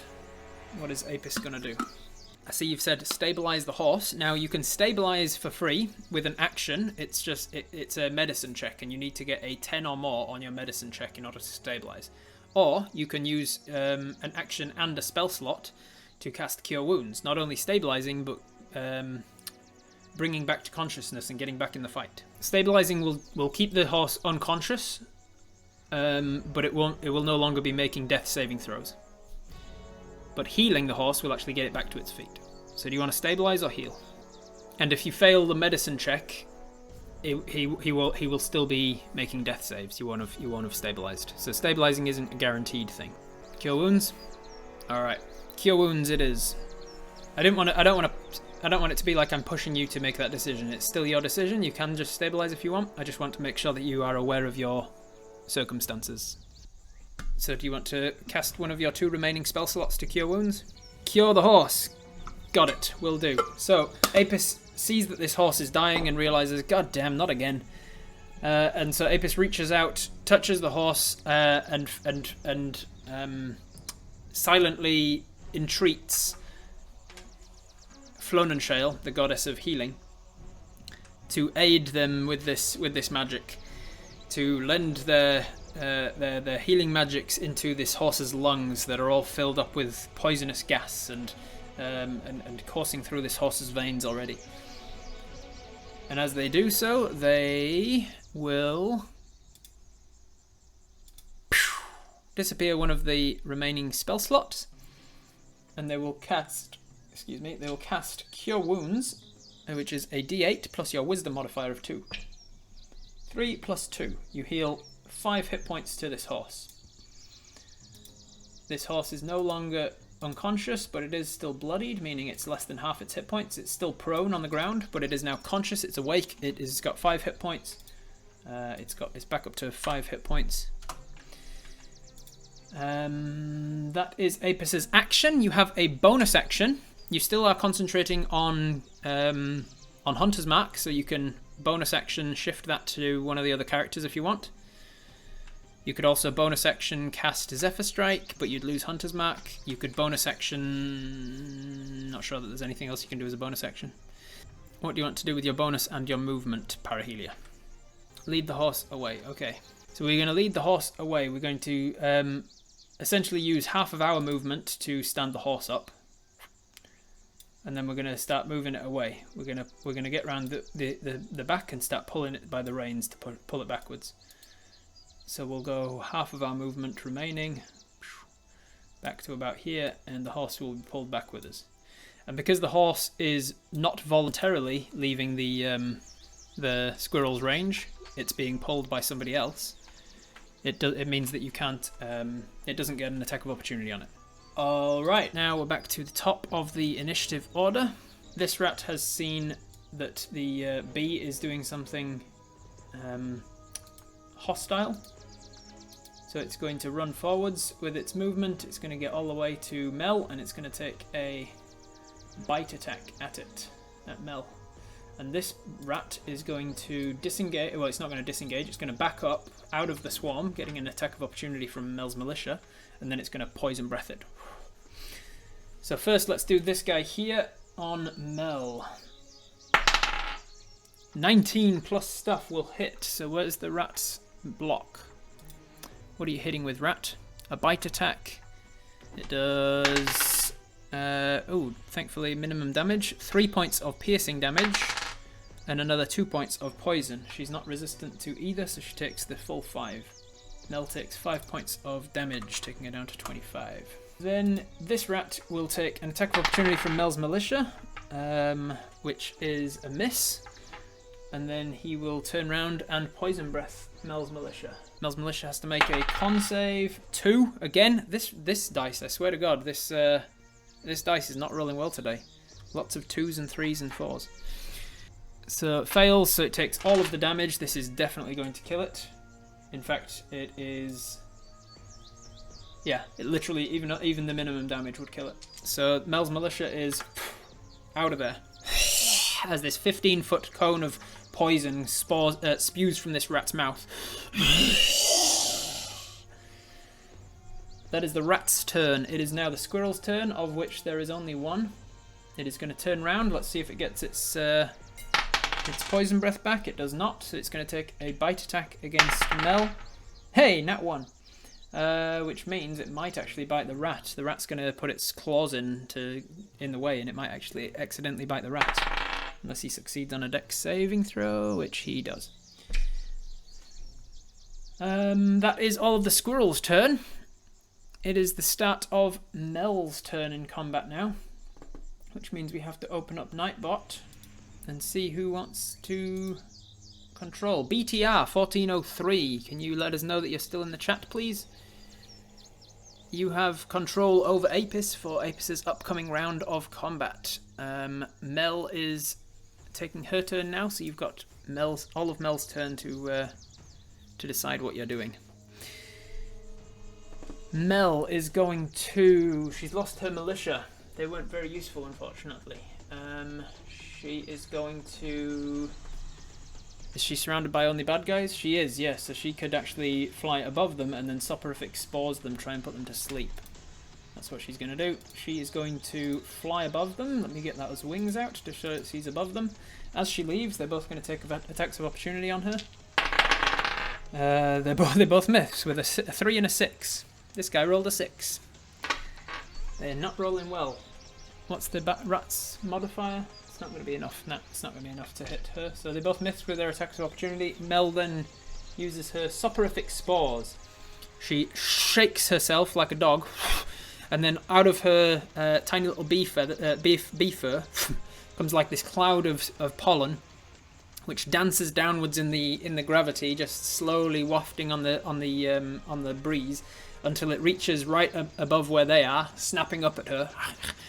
And then the pollen starts to dance backwards and forwards, making this hypnotic pattern around them. And it tries to send both of them to sleep. They both have to make a, what is it? Constitution saving throw, DC 11. That is, of course, when it's the bad guys making them, then this guy rolls well. Constitution, have you got a plus to your Constitution, Squirrel Boy? You do, yes, so they both actually make it. Shit. Well, there's that. She tried. She flew above them. The horse isn't in that, is it? 15-foot radius. I don't think the horse will be in there.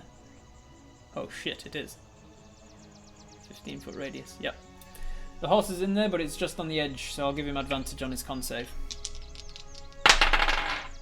Thankfully, this horse makes it as well. So she tries to put people to sleep. She almost puts the horse to sleep. Unfortunately for her, everybody succeeds against it. Nobody's put to sleep. This is not going well. What now, what now? Mel's militia would get to go, but they're dead, unfortunately. So they were super useful. That's the rats, the squirrels, Mel. It's now Apis. Back to Apis's turn. We are now going to Nightbot. BTR 1403.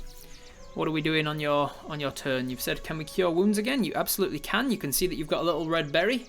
That is your last spell slot of the day. So you can still cure wounds if you want as an action. You would use up your last spell of the day and you would cure the horse 1d8 plus 2. Cure wounds and then Zephyr Strike. You still have, just so you know BTR, you still have Hunter's Mark active. And Hunter's Mark and Zephyr Strike are both concentration spells. So you can only concentrate on one at a time. So you can cast Zephyr Strike, but you would have to drop Hunter's Mark in order to do so. So Cure Wounds first. We'll do that one. Also, actually, if you Cure Wounds first, then you'll have used your last spell slot, so you won't be able to cast Zephyr Strike. Cure Wounds. That one's cocked, thankfully, because it was almost a 2.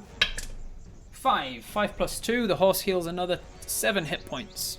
The horse is on full hit points again. You've cured Mr. Ed. As you lead it away with the reins, you put a hand on its neck and you're sort of stroking its big powerful neck, but by doing so you're also pushing the golden warmth energy from your hand that is granted you by Flonenshale into the horse's skin and down into its muscles, and you're sort of pushing away, you're massaging away all of the poison that was coursing through its veins and up into its face, and you're pushing it back down. You're stroking it, but pushing all of the poison back down and dissipating it, nullifying the poison. And that was the last use of our spells for the day. You still have Hunter's Mark active. If you want to move it as a bonus action, you can. And then you've got your movement. You got movement and a bonus action. Bonus action, kick a rat in the face.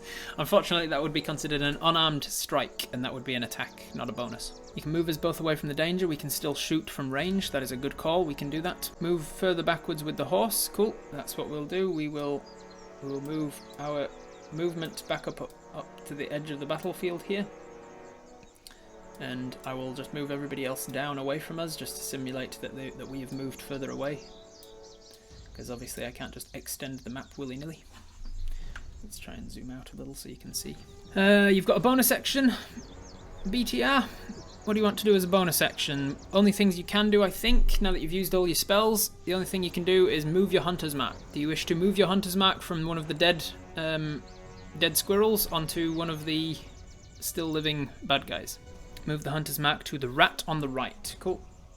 Right you are. So as you move the horse into a safer distance, you turn around and you reach out towards where the dead rat is, the dead squirrel on the ground is, and you turn your hand and pull up, and the greenery from its inside its squirrel fur seeps back out, leaving only the green from its scales. And then that same greenery shoots across the ground and pulls out of the grass around where the giant rat is, jumping up and trying to nibble at Mel's feet. And then this rat's fur on its underside, as well as on its scaly backside, the fur on its underside also turns a little shade of green, meaning that your hunter's mark has taken. Congratulations. So that is your movement, your action, and your bonus action. It is now back to the top of the round with the giant rats. We've got 2 of them.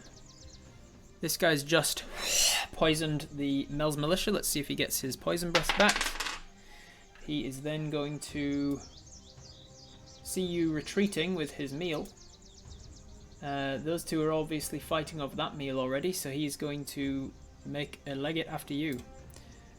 30 feet, yep, and then he's going to dash as his action. He's going to get 30 feet.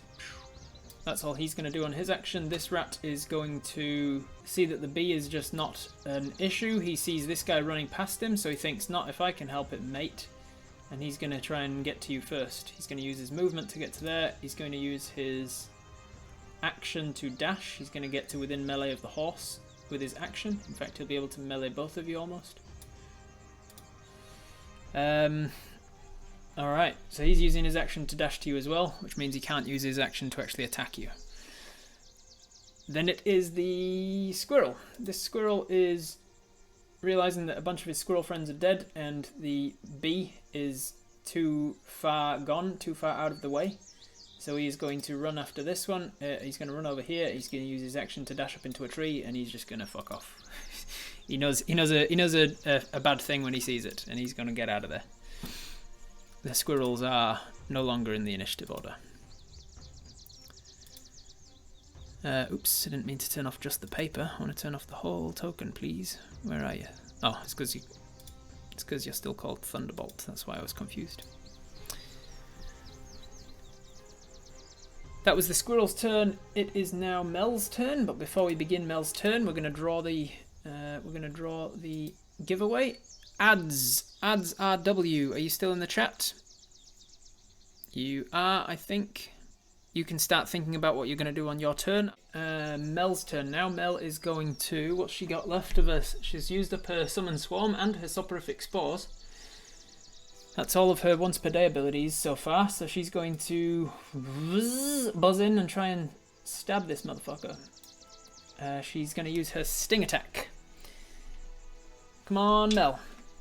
Brah. 12. 12 plus your Sting Attack of 6 is an 18, which is enough to hit the rat. 18, and you get a d6 plus 4 piercing damage. So that's 8 points of piercing damage to the rat, counting upwards, 8 points of piercing damage to it. And then another 2d6 poison damage unless he succeeds on a saving throw. Which he doesn't, so he takes another 2d6 poison damage, venom damage, which is 6 points, but obviously he's resistant to poison, being that he's a half-green dragon. And so he's going to take 6 points halved to 3. He's going to take 3 points of that, taking a total of 11 points. So she strikes down her stinger, finding a breach in his green dragon-like scales. What do you want to do on your turn, Ads? What's our best melee weapon? Our only melee weapon is a longsword. Well, not our only melee weapon. We've also got a new Manticore dagger, which is just a D4 dagger, like normal. We have our bow out. Yep. It's disadvantage to use bow in melee. That is correct. Yep. Disadvantage to use bow in melee. It's a bonus action to switch a weapon, but a free action to drop a weapon. So if you want to stow your bow and then get out your longsword, that's your bonus action, and then your action can be to attack it. Stow the bow and attack the nearby one with the Manticore dagger. Cool. Will do. So you you use your bonus action to stow this one that's just running up behind you. You're trying to lead the horse away, but it's kind of like, oh, it's still not sure what to do. And we were going that way before, and then things attacked us, and everything went dark. What's happening? Still a little confused. So you're like trying to pull it away. Come on, come on, come on! And this rat is running up behind you. This rat dragon, this dratgon, is running up behind you. And so you see it coming. You think, oh god! You stow your bow. You draw out your longsword, and just as it gets to you, you're going to take a strike at it.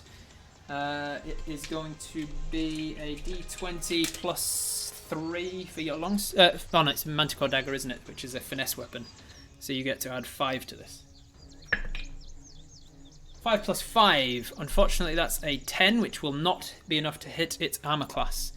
If you want to use your inspiration or your lucky horseshoe, you can re-roll that 5 and see if you can hit it. What do you want to do? Adds? Should we use inspiration or lucky horseshoe to re-roll? Alright, we're going to use our lucky horseshoe to re-roll that. Check out this animation, everybody. Actually, we'll use our inspiration because that's weaker. That's the weaker of the two options. So we will re-roll that attack. 2. So that went from a 5 to a 2. Thankfully, with inspiration, you can use either option, so it's a 10 instead of a 7. Unfortunately, not. As you as the rat comes close, you drive it down, and it hits the scales in the top of the head and just glances off to the side. It's almost as hard as actual dragon scales. Shit. That was your action, your bonus action. You've still got movement technically, but if you move out of this rat's melee range, it will get an attack of opportunity as a reaction. What do you want to do, Ads? You can use 5 feet of your movement to mount Mr. Ed, by the way. Is it 5 feet? I think it may be half your movement. Might be half your movement. You can use half your movement to mount Mr. Ed, if you wanted to. We'll stay put unless we can get into a position where we can block the horse from the rat. Yeah, no, unfortunately the rat is like right next to the horse, and it's the size of like a Staffordshire Bull Terrier, so it's not like a small thing that you're trying to skirt between. It's as a big dog-sized rat. Cool, that is your turn then, Ads. Thank you very much. We are back to the top of the round, and it is now the giant rat's turn. The squirrels are all dead or fleed. This guy, he has not used his poison breath yet. So he is going to unleash his poison breath over the two of you. That one, let's see, we'll go with this one for you. I haven't rolled this one for Apis in a while. Let's get the ones that are not rolling particularly poorly for us. Alright, Apis got a 13 plus 2. That is enough, I think. Let's check the rat's stats. Poison breath, DC 11. Good, yeah. So you both make it this time. So you and the horse both succeed on your save. What is the... Ooh, it's going to be a lot more from a rat's poison breath than it is from a squirrel, though. Oh, thankfully... Oh, no. I was going to say I rolled poorly, but I didn't really. So that's 12, and another 6 is 18. 18 points of poison damage. Halved for the horse, because he succeeded. He was on 12 because you cure wounds him twice, so 18 halved is 9. 9 from 12 leaves him on 3 hit points left. He is now back to being wounded, but he survived it. And then 18 halved is 9 because you succeeded, and then halved and rounded up because you are poison resistance, so you take another 5 points of damage. You are now on 30. 30 of 45 hit points. You are not looking wounded yet, but if you don't kill these rats soon, this poison will get to you eventually. That was its poison breath. This guy, does he get his poison breath back? He does not, so he is going to... Mel is no longer up above him with flying because she dove down to sting him. So he's going to turn around and bite at Mel.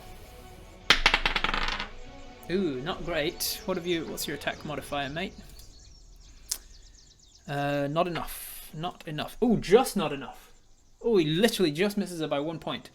As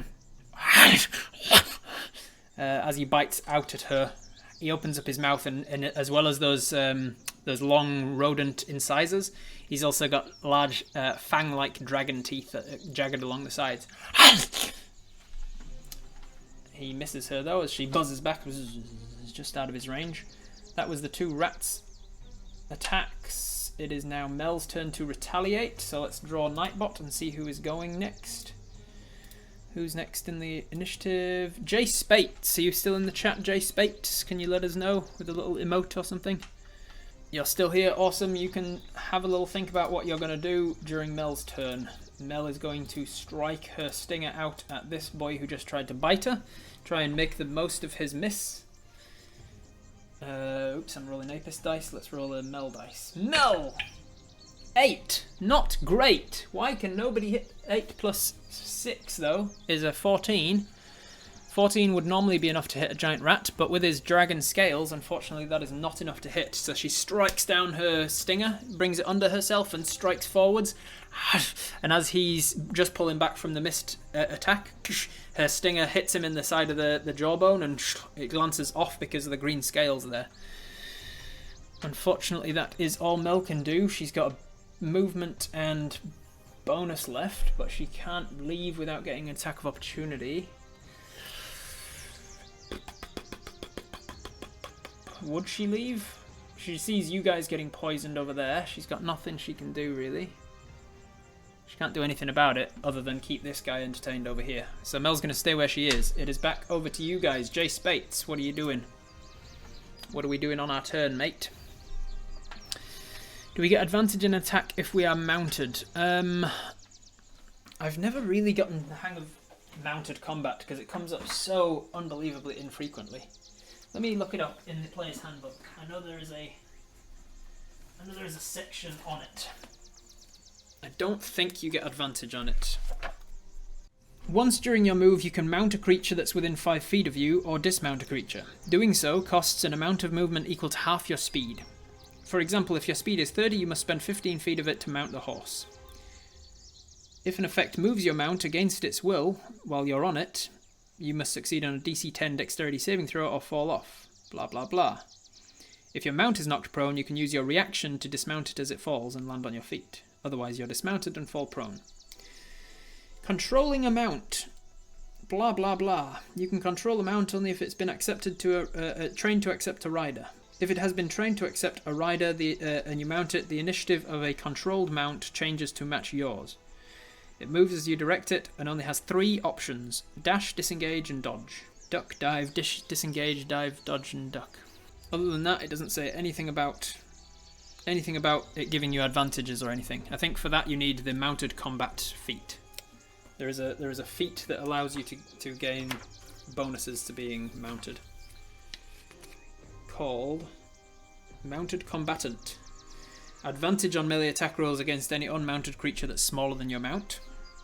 Force an attack targeted at your mount to target you instead.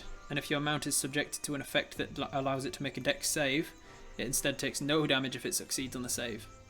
So you can take a feat that allows you to do that, but as standard, unfortunately not. It doesn't give you any bonuses.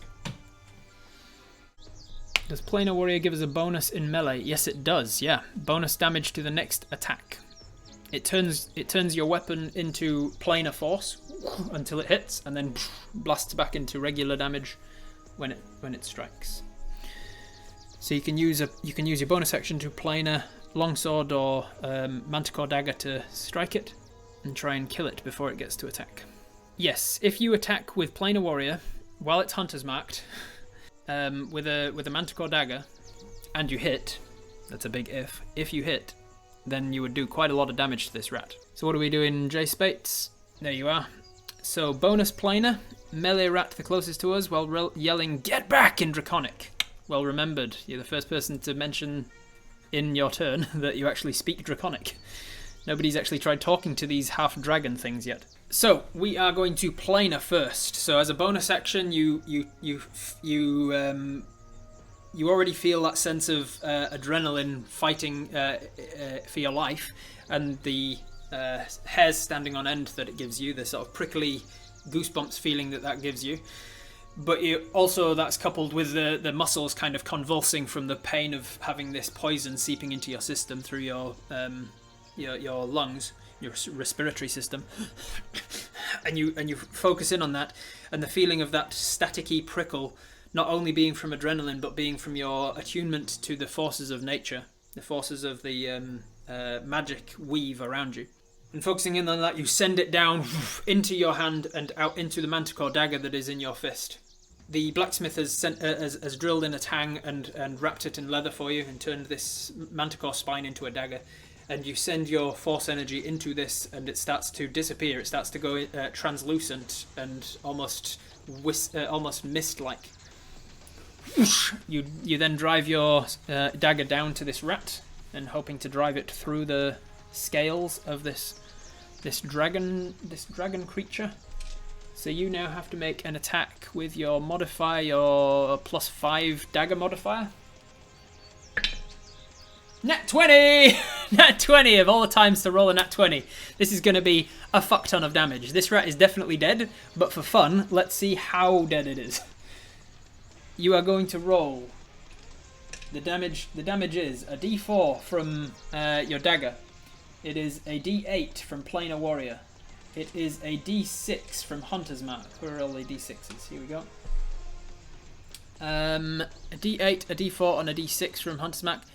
And then it is all of those things already maxed. So maxing those out, we've got 4, 10, 18. 18 plus the dagger modifier, which is your dexterity of 3. So 21 damage already. 21 damage already, and then we roll all of these.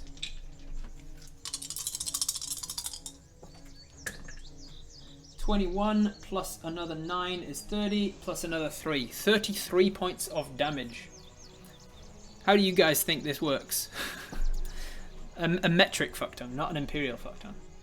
33 points of damage to this rat. And not only that, but it's all force damage. It's all magical damage that practically no monster in the monster manual is resistant or immune to. Did you miss it, Jay Spates? Were you here? Bloody interweb problem. Well, I'll re-describe it for you because it's pretty epic. You hold onto the manticore dagger. You see this creature reeling back to, and just for fun, let's see if it would have gotten its. It did not.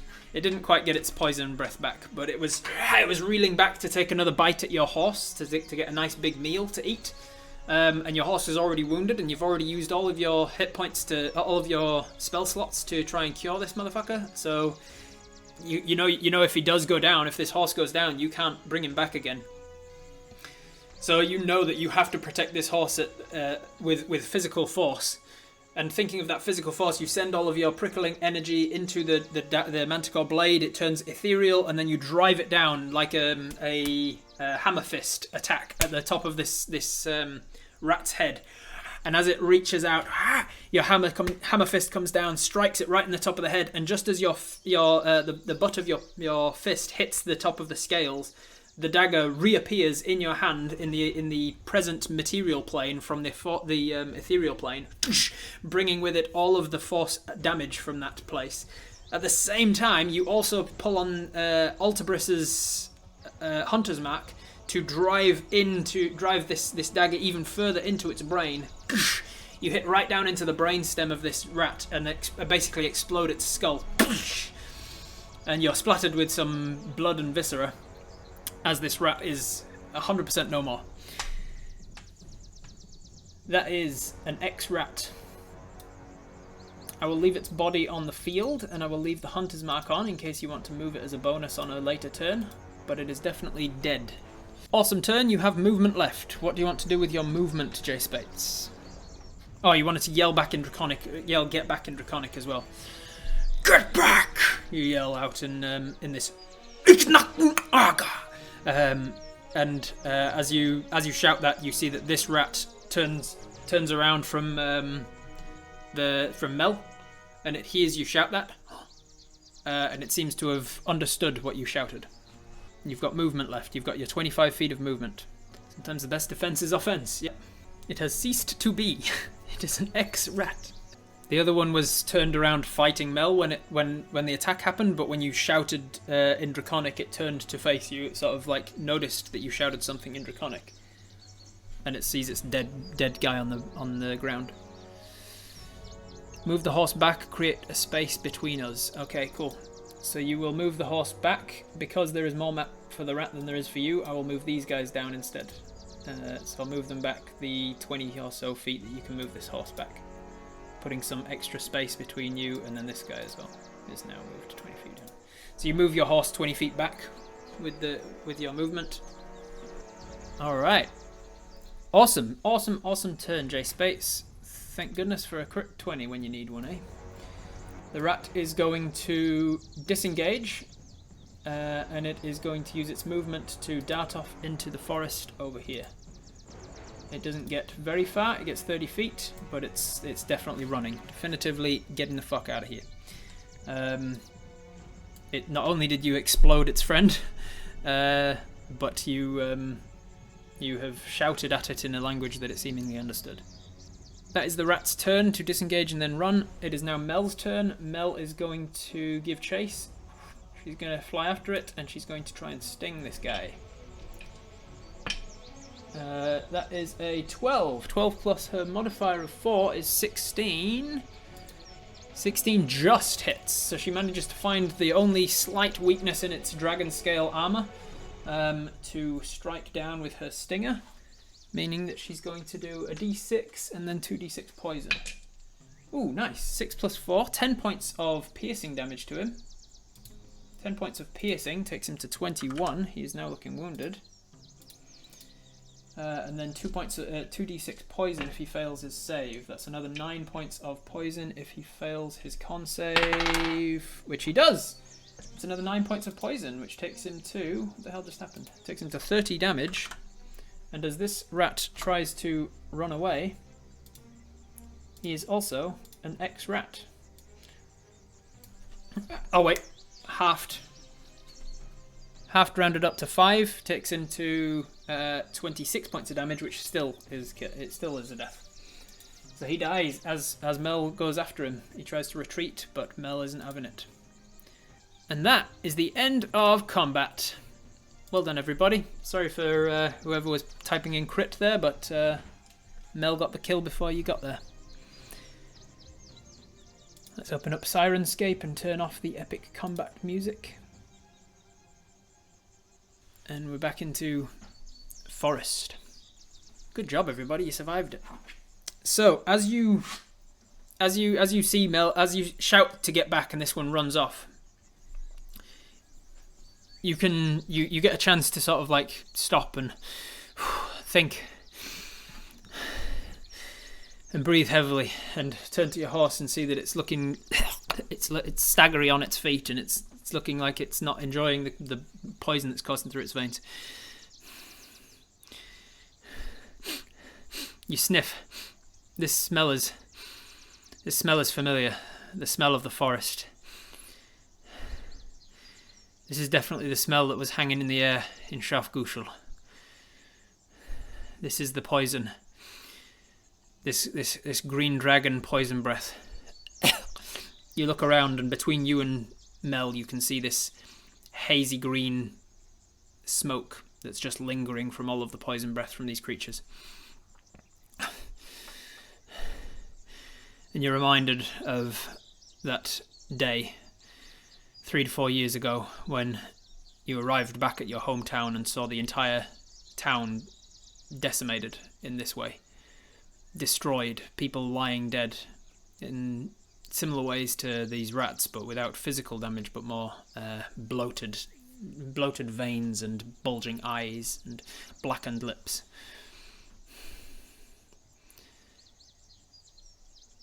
What do you want to do? Can we investigate the bodies? Yes, we can if you want. You walk over to the... Well, you don't need to walk over to anyone. There's one dead right by your feet. You look down at the dead rat by your feet. It doesn't take much to investigate to discover that it does have natural dragon scale on the back. It's like an armadillo in that it's softer on the inside, on the underside. From the beneath, it kind of looks almost like a normal rat, only its skin is quite tough and almost scaly. And then there's fur coming out from between the scales on its belly. but on its back it's almost entirely draconic. It's got overlapping scales of a green nature that are quite hard. Its tail is almost entirely that of a dragon's tail, and its face on the underside of its jaw and its front incisors very much like that of a rat, but from the centre of its nose upwards, spreading out over the brow ridge and down past between its ears and down its back, its neck. Those are all green scales. Oh, they were at least before you exploded its head. So are you investigating these dead things for any in particular thing? If you're looking for anything in particular, then we're going to need some sort of a roll, maybe a survival roll or something. But without a roll, that's all you find out. That these rats are definitely hybrid. They are dragon rats. Can we take its scales? You can try and harvest its scales if you want. Yep. You're going to shove it into your bag. Your bag's already quite full. But you could always drop off this creepy doll to make space if you want. If you want to just leave this creepy doll out here in the woods with dragon rats. Nothing could go wrong there. Continue on because we need to level up a lot to take on a dragon. A dragon rat's rare. You've never seen one before. Actually, would you have seen one before? Let's make a nature check. On Apus's behalf, I am rolling a nature check. What is that? A 6. You're not proficient in nature, but you do have a +3 intelligence. So 9.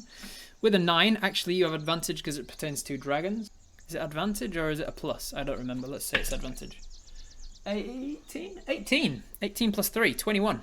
With a 21 in nature, you would know that you've never seen a dragon rat, but you would know that dragons can sometimes polymorph. Not all dragons are known to do it, but with your proficiency in with your proficiency in all things dragon, you are a ranger that specifies in dragon hunting. Or at least you intend to be. So you have studied dragons quite a lot, and you know that many of them have inherent magics that allow them to change their shape almost at will. They can become beasts, they can become humanoids, they can become all sorts of things. And some dragons sometimes enjoy the company of like-looking creatures. When they polymorph into a beast, they can sometimes seek out beasts of the similar vein and enjoy their company for a bit. And such an encounter can often lead to a half dragon, half whatever. They are the offspring of that thing. They are the offspring of that amalgamation. And so it seems like there has been a green dragon in this forest that has been rooting a lot of animals. You would also know with a 21 nature, you would also know that half dragons are usually infertile. Being that they're a monstrosity of two different species, often reptilian and mammalian, and only even able to exist because of the magic of dragons, you would know that they're not able to have offspring of their own. So any half dragon that exists is usually directly because of a dragon rooting a creature or something. If we kill something that's polymorphed, do they revert back when dead? You would not know that, I would say. As Apus has never killed anything that is polymorphed, so you wouldn't know. Green dragons like to fuck. That's what I was saying. I was trying to find the right words for it. Green dragons like to fuck. That's what I was trying to say.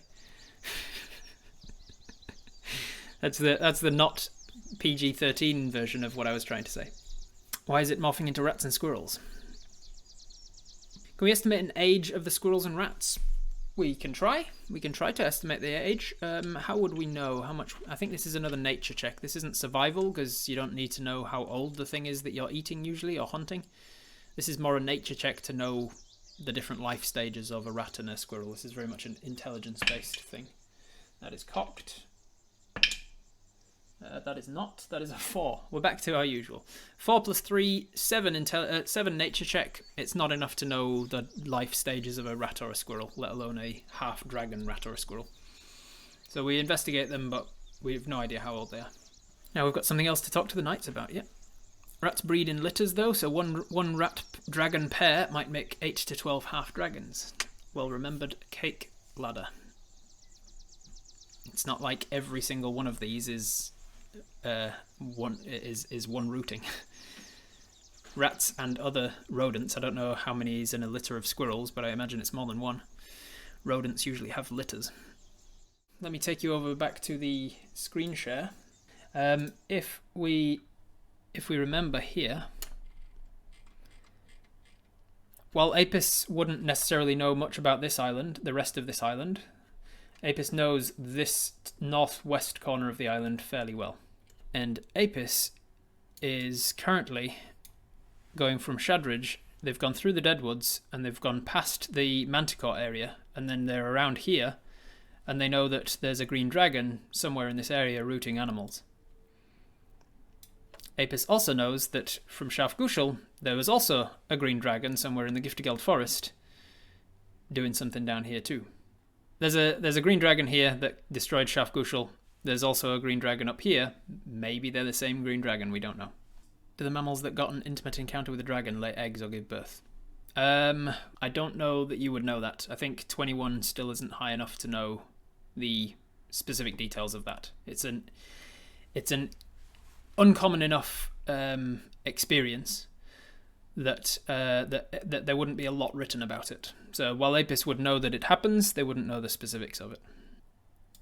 So we can make of that what we will. We will spend some time doing some skinning now, if we want to take time to do it. Do you want to stay where we are and skin, or do we want to try and skin from horseback, which will be at a severe disadvantage? Do we want to take the whole animals and skin them later? Do we want to skin as we go? Or do we want to try and spend time to skin now? Because it is currently, what would it have been? We set off about 8. We went half a day. That's a good 4 hours noonish, and then another 3 hours-ish, probably about an hour away. It's probably around 3, let's say 4 in the afternoon. We've got about 2 hours left of light, and we should be about an hour and a half-ish away from Fondirg, possibly. If we take both rats and all the squirrels, then I will say that Mr. Ed is going at half speed, yes, or like 2/3 speed, and so we'll take like 2 hours to get there, maybe just over 2 hours, in which case we'll get there just as it's turning dark. Just grab a squirrel, tie one rat hole to the horse so the knights can see it. I feel like we're going to need a poll on this. Alrighty, with 76% of the vote, we are going to take them to skin later. One rat is already missing its head. We'll be able to grab both the rats and all of the 3 squirrels that died here, tie them onto the horse. If we're tying them all on, then we're going to have to walk beside the horse because it won't have enough room on it for all of them. It will also act as a deterrent for other dragon creatures attacking us if it can see that we've already slain a whole bunch of them. So we take about half an hour to grab these rats and get them up onto the horse and tie them on with our... Oh, actually it takes less time than that because we've got a magic rope. We can just put them on the horse and then use our magic rope. Tie them on! And it'll... So it only takes 10 minutes to do that. And then we walk alongside the horse with Mel coming up the rear. We check Mel's wounds and see that she's not got anything that's not really superficial. She's taken a bit of damage, but not a huge amount. And so we walk on towards Fondirg for the next 2 hours or so. Just over 2 hours. We get there with about half an hour to spare. When we're about half an hour shy of Fondirg, that's when we lose the light. It's disappeared behind the trees that are to the east of Fondirg, and so we walk on in the quiet of the twilight time of day. Thankfully, nothing else attacks us on the way to Fondirg. We follow the path all the way until there is a little milestone signpost marker saying Fondirg 1 mile away, and you're like, okay, cool, we're getting close. And just as you're kind of losing the light and the horse is starting to show signs of being panicked that it's properly dark, it's probably about 6:30 or so, somewhere around there, we arrive at the town of Fondirg. And that is where I'm going to leave it today, and I will pick up there with the description of Fondirg and everything next week. So thank you very much for joining me, everybody, and I will see you next time. Bye.